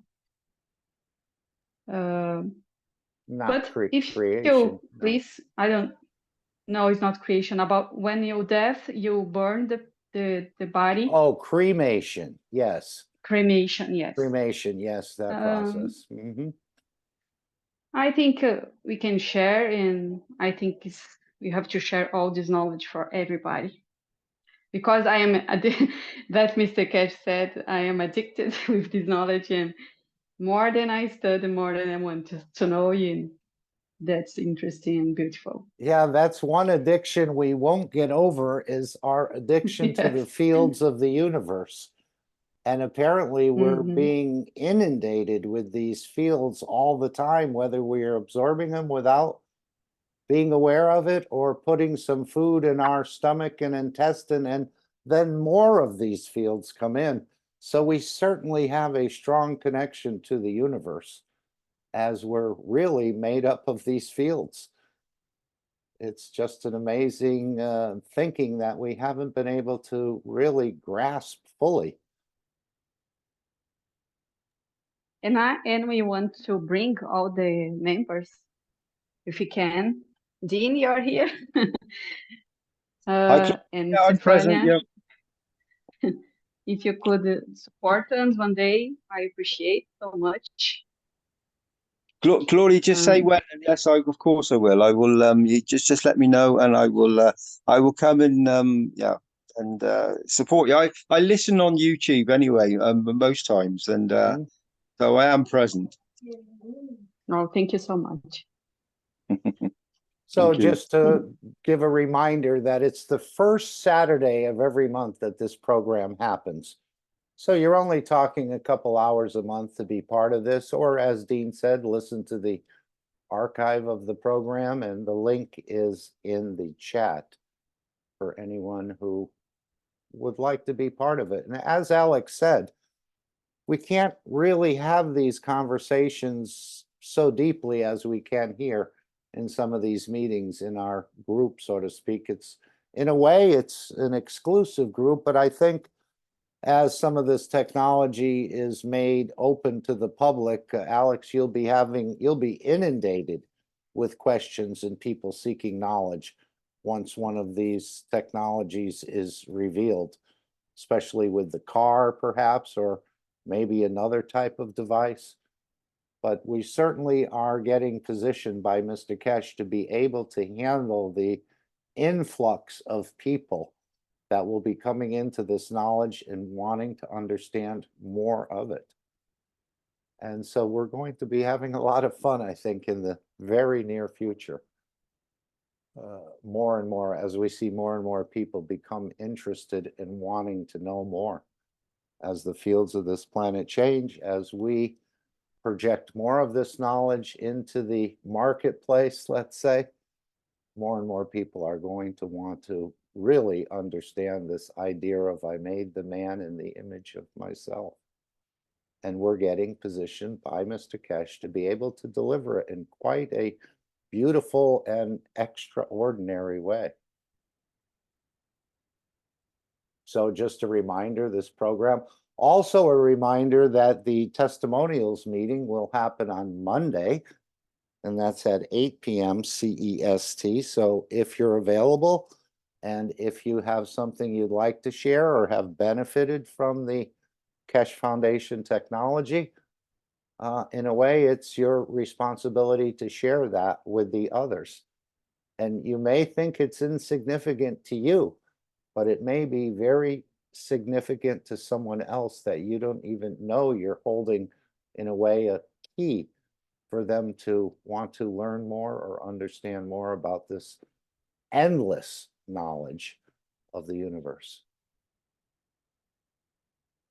Hello. Hello, Lisbeth.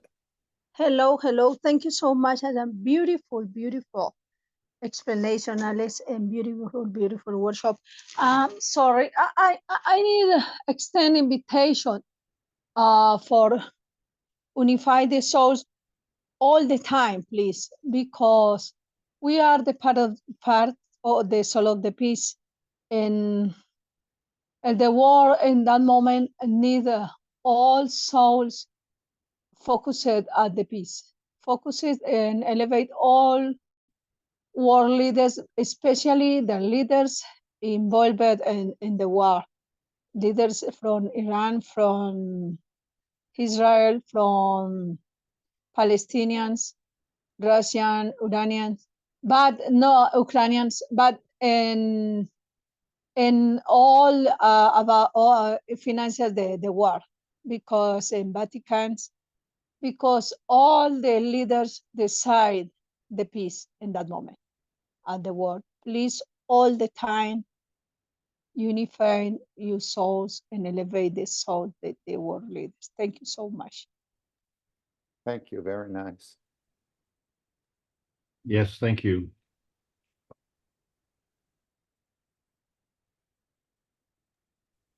Hello, everybody. Oh, I'm hello, sorry to Nikolai. Yes, jump please. in right when the plane is trying to land. That's fine. May We take it have for plenty another of time. spin and a half, if that's all right with everybody. A lot of stuff in my experience is always seemingly related to the next thing. And so I wanted to share a little bit of a story of what happened in the conversation last night, and the correlation with what you're teaching in today's workshop, Alex, and then ask a few questions. And try to keep it brief because I understand we're at the end here a little bit. But I had a conversation with a new friend and a couple other, so there was 4 of us there at over dinner. And one of these people had been doing a deep dive into what I would call the catastrophism of a pole flip.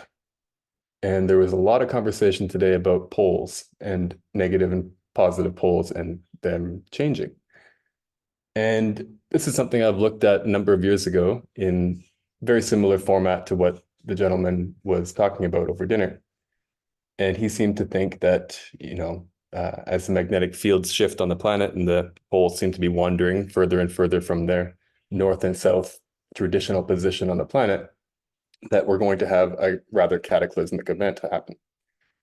And I remember someone asking this question of Mr. Kesh, but I also remember the syntax of the question.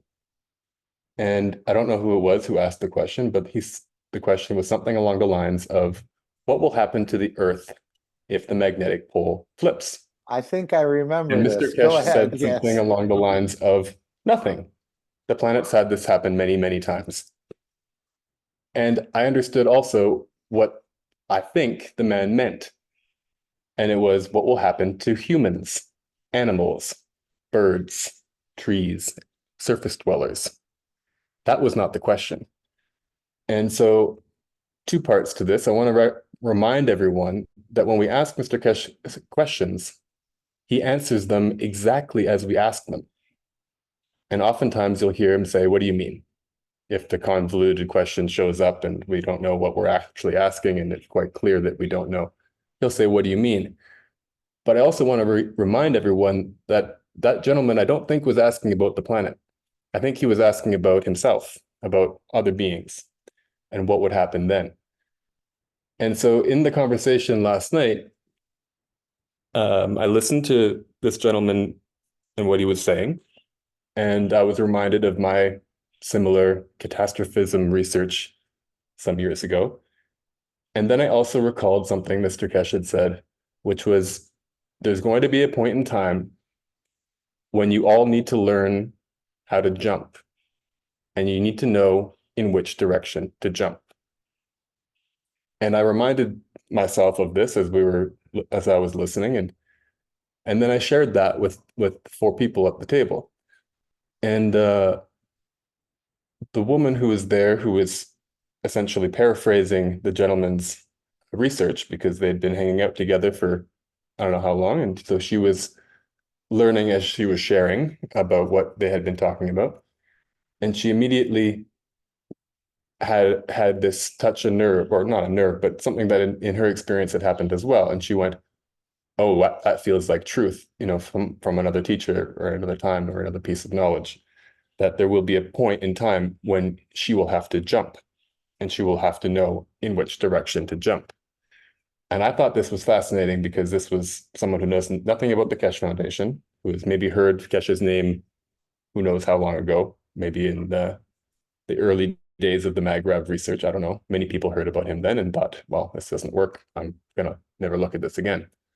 And so I shared with the group at the table the idea that at a certain point in time, let's say, and there was 4 of us at the table, so I thought this is a perfect example, we will create a 5th soul between us and give that 5th soul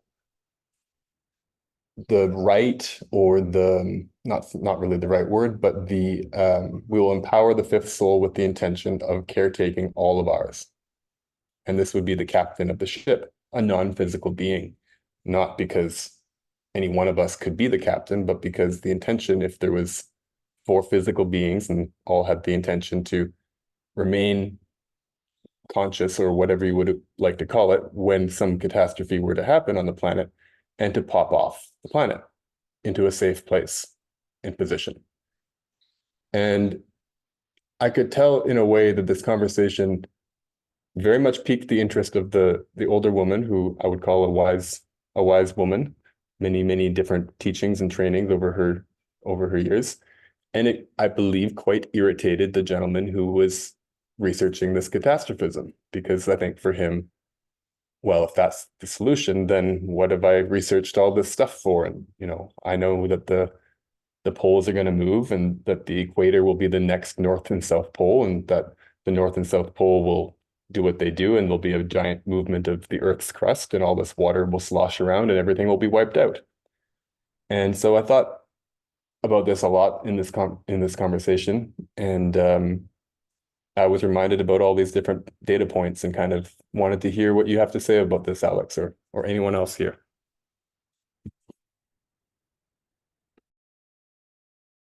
Well, I remember when Mr. Kesh was asked about that, and he took a long pause, and then he said nothing. It happens quite frequently, and most of us are not aware of it. Although there could be an incident where we do become aware of it. Very nice story, Nikolai. Thank you for sharing that. Anyone else want to comment? Alex? I see. Oh, sure. I think the 180-degree pole flipping is pretty irrelevant. I mean, it's just it goes on all the time within our body. It goes, each cell does it 275,000 times per second. So it's not that much of a catastrophic event. It's almost like fear porn in a way. Just another point to scare us, to freeze us. Yeah, the misconception, of course, is the 90-degree rotation. A 90-degree rotation takes you into another dimension, and it can only do that if it's actually changing energy state. So the gravitational aspect of it is going to maintain its position because the energy is on a two-way street. Then it really doesn't matter. See, the whole thing is, if the North Pole is the emission pole and the South Pole is the absorption pole, and then you say, well, that means it's going out the North Pole and it's negative, and then it comes to the South. Well, it's still negative, isn't it? And how can it go out? Because like charges repel, and then come in and like charges repel. That doesn't make any sense. So either the charge itself has now changed, but that part is also true because of the energy that goes around the sphere, the plasmatic energy. But if it changes on the right side, it changes on the left side as well. So if we were to say, oh, well, you know, it's going to be negative coming out and the other side is negative, so they're going to repel. But, you know, one goes to the right, one goes to the left, comes around, comes back into the South Pole. And let's say they both flip. So now one is positive, the other is positive, but still going to repel. So where is the attraction? How can it come in? And so there has to be an offsetting charge to attract, because opposite poles attract. So like poles repel, opposite poles attract. So it has to be a two-way street. This has been one of the keynote revelations of the teaching. And it fully explains how come we can have opposite hemispheric rotations, and yet in the physicality, you know, the Earth is rotating as one. And the Earth is rotating so quickly, you'd think that we'd all get dizzy, you know, and we don't. You know, the Earth has been rotating how many times since this meeting has been, you know, on. I know that they talk about satellites going around the Earth in every hour.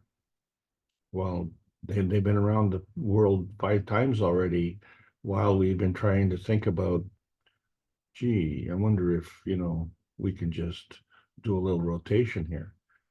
So, you know, we have a lot of catching up to do in terms of that understanding. But like you said, it's fear porn, and it isn't based on scientific knowledge. So that's kind of the difference in terms of understanding the ramifications of it.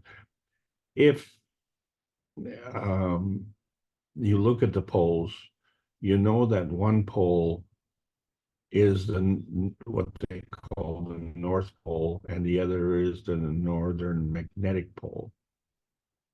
So science has already spoken of 2 poles. So when you talk about pole flipping, what are you talking about? Right?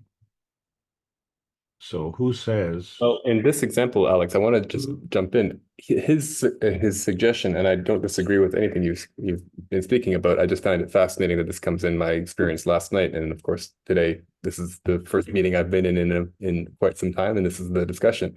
In his example, because they're here at the equator in Ecuador, and he's afraid that the pole will be at a 90 degree, not a 180 degree. And that the new poles would be, let's say, Ecuador and East Asia of some kind. Yeah, well, you know, that's impossible. If right. You ever played with a spinning top? Sure have. Yeah, so you wrap the string around the top and you throw it on the floor, and it's clattering, you know, and then all of a sudden it's upside down. And then it clatters some more, and then all of a sudden it's right side up. You know, it spins beautifully. So that inertia, that is what we call in the physicality, the momentum, writes itself up automatically. So you know, you didn't break any windows. I mean, unless you threw the top at the window. What I'm saying is there was no damage. You know, you didn't hurt yourself. You were just playing with the top and you spun it and it righted itself. And, you know, there was no power failures. You know, there was no cataclysmic event. It did it all on its own. So it did it as a natural Magrav alignment. And the Earth is doing that constantly. That's why it wobbles. It is constantly adjusting. It wants to adjust back to the norm. But this wobble is absolutely essential for life. Where else do you see a wobble like this? And this is something that we're going to talk about in the future a little bit more. When you look at the moon, and I've been talking about rotation, well, the moon does not rotate on its axis, as far as we know, but it does rotate around the Earth. And so in its position with respect to everything else, it seems like it's rotating, but with respect to the Earth, we always see the same side of the moon. So there's a dark side and there's a light side, but there's also a wobble, which means there is a daytime and there's a nighttime. It is that daytime, nighttime wobbling which conveys the energy to the vertical people. So in the daytime, it's above the ground. And in the nighttime, it's below the ground in the root. So the root has to harvest the energy and then distribute it. So we find that the root then is gravitational. So at night, the energy from the sun dominates.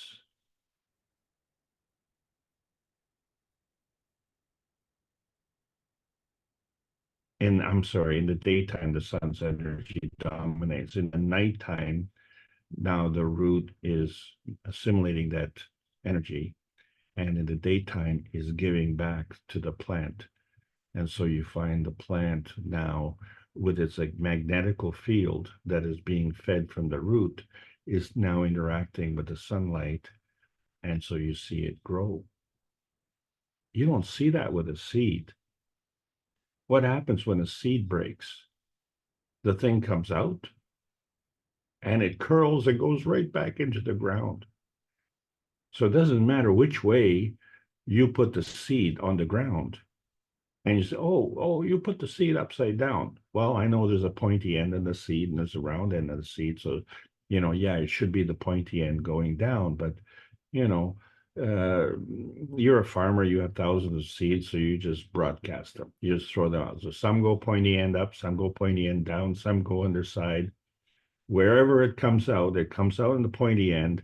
And if it's 90 degrees, it goes 90 degrees into the ground. If it's pointing up, it goes 180 degrees and goes right back into the ground. It doesn't go up. Why doesn't it go up? Because it doesn't have the capability of changing the energy and interacting with the sun. It doesn't have that. It has to change its nature. So what it has is the nature of the energy in the earth.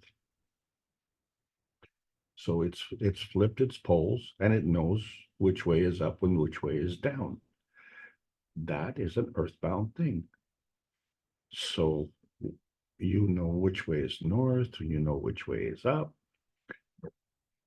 Have you ever been through a solar eclipse and suddenly found yourself hanging off the ceiling?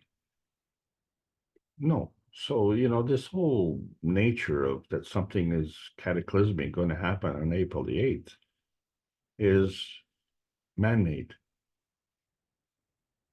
And if you go into outer space, actually, you don't even have to go into outer space. You can just go into in-between space with a rocket, or even in the, what do you call it, the International Space Center. And you don't know which way is up. And like Mr. Kesh says, well, if you're going to bow, you know, to the north or wherever, how do you know which way you've got to bend over? You don't. because it doesn't matter. You don't know if you're upside down or right side up or forward or backward, and who cares? Within your sphere of reference, you know, wherever you're standing up, but you know, you could be totally upside down with respect to the earth because you're in a totally different sphere of influence, shall we say. So everybody can observe this. It's always been there. So, you know, you don't need someone to really explain it to you. You can clearly see that, you know, the solar eclipse has never hurt anybody, or the North Pole flipping has never hurt anybody. That's not the cause of disasters Great. on it. Yeah, thank you, Alex. It's yeah, it's fascinating when you're in someone's energy field who is so convinced of one position, and you don't want to break their bubble entirely, but you share a little bit, and I could see the energy in him just very unhappy that I had offered a potential where the world doesn't fall apart. And Well, when you think about I it, wanted to share something in a way. Sorry, Alex, I just wanted to say I wanted to share something in a way where I could actually, you know, perhaps offer a different position or a different point of view. And it was disgruntling in a way to see, or he was disgruntled in a way to see that I was not in agreement with what he was sharing. And of Well, course, understand that if you're standing on the equator, that is the worst place to be standing because the Earth is spinning, and so you're flying around, you know, at the greatest radius from the center of the Earth. You can't be farther from the center of the Earth than on the equator, right? Because the poles are slightly flattened.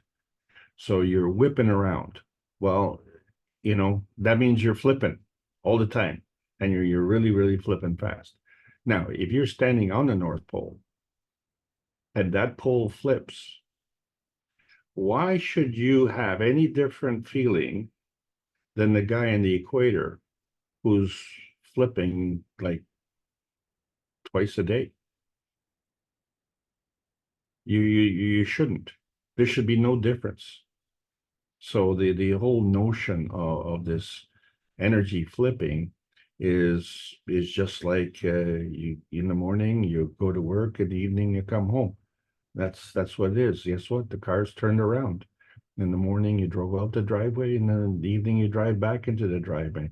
What is so difficult about this concept to understand? And yet, you know, we make such a big deal about it. Why? Because it gives us something to latch on to.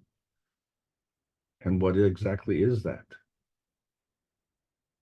Anyway, thanks, Nikolai. I'm really glad that you're here, man. You really contribute a lot. As you can see, the questions are getting tougher. And of course, thanks, guys. Appreciate it, Alex. And yeah, no, it's been something I've been meaning to come back and join you guys on Sundays, and for whatever reason it hasn't happened till now, but yeah, you'll probably see more of me a little more often. And I would say I have 400 more questions, but I'm gonna just let go because yeah, why bother? And of course, this is not to neglect the near gravitational effects of our twin star or twin universe. As we get closer to the sun and things are moving, we may see some of these near gravitational effects, as they say. And maybe this is why Mr. Kesh is perfecting the system for some of these, maybe a war, maybe another earthquake, maybe another catastrophe. So the feeding, the water, the emotional balancing, the antibiotics, and the rest may come into play much sooner again than we think. I don't think they're done feeding in Gaza, but there are, as we travel through the universe, the roads can change in their bumpiness. and different fields will cause different kind of conditions on this earth. So it may not be a pole flip, but we may experience a comet. That's happened before. And also, especially the twin star or the sister universe that was created when this universe split. So I want to thank everybody for allowing me to continue to present, and I want to thank you, Mark, for leading us through all this. I'm Really following. appreciate it. I'm following you. Okay.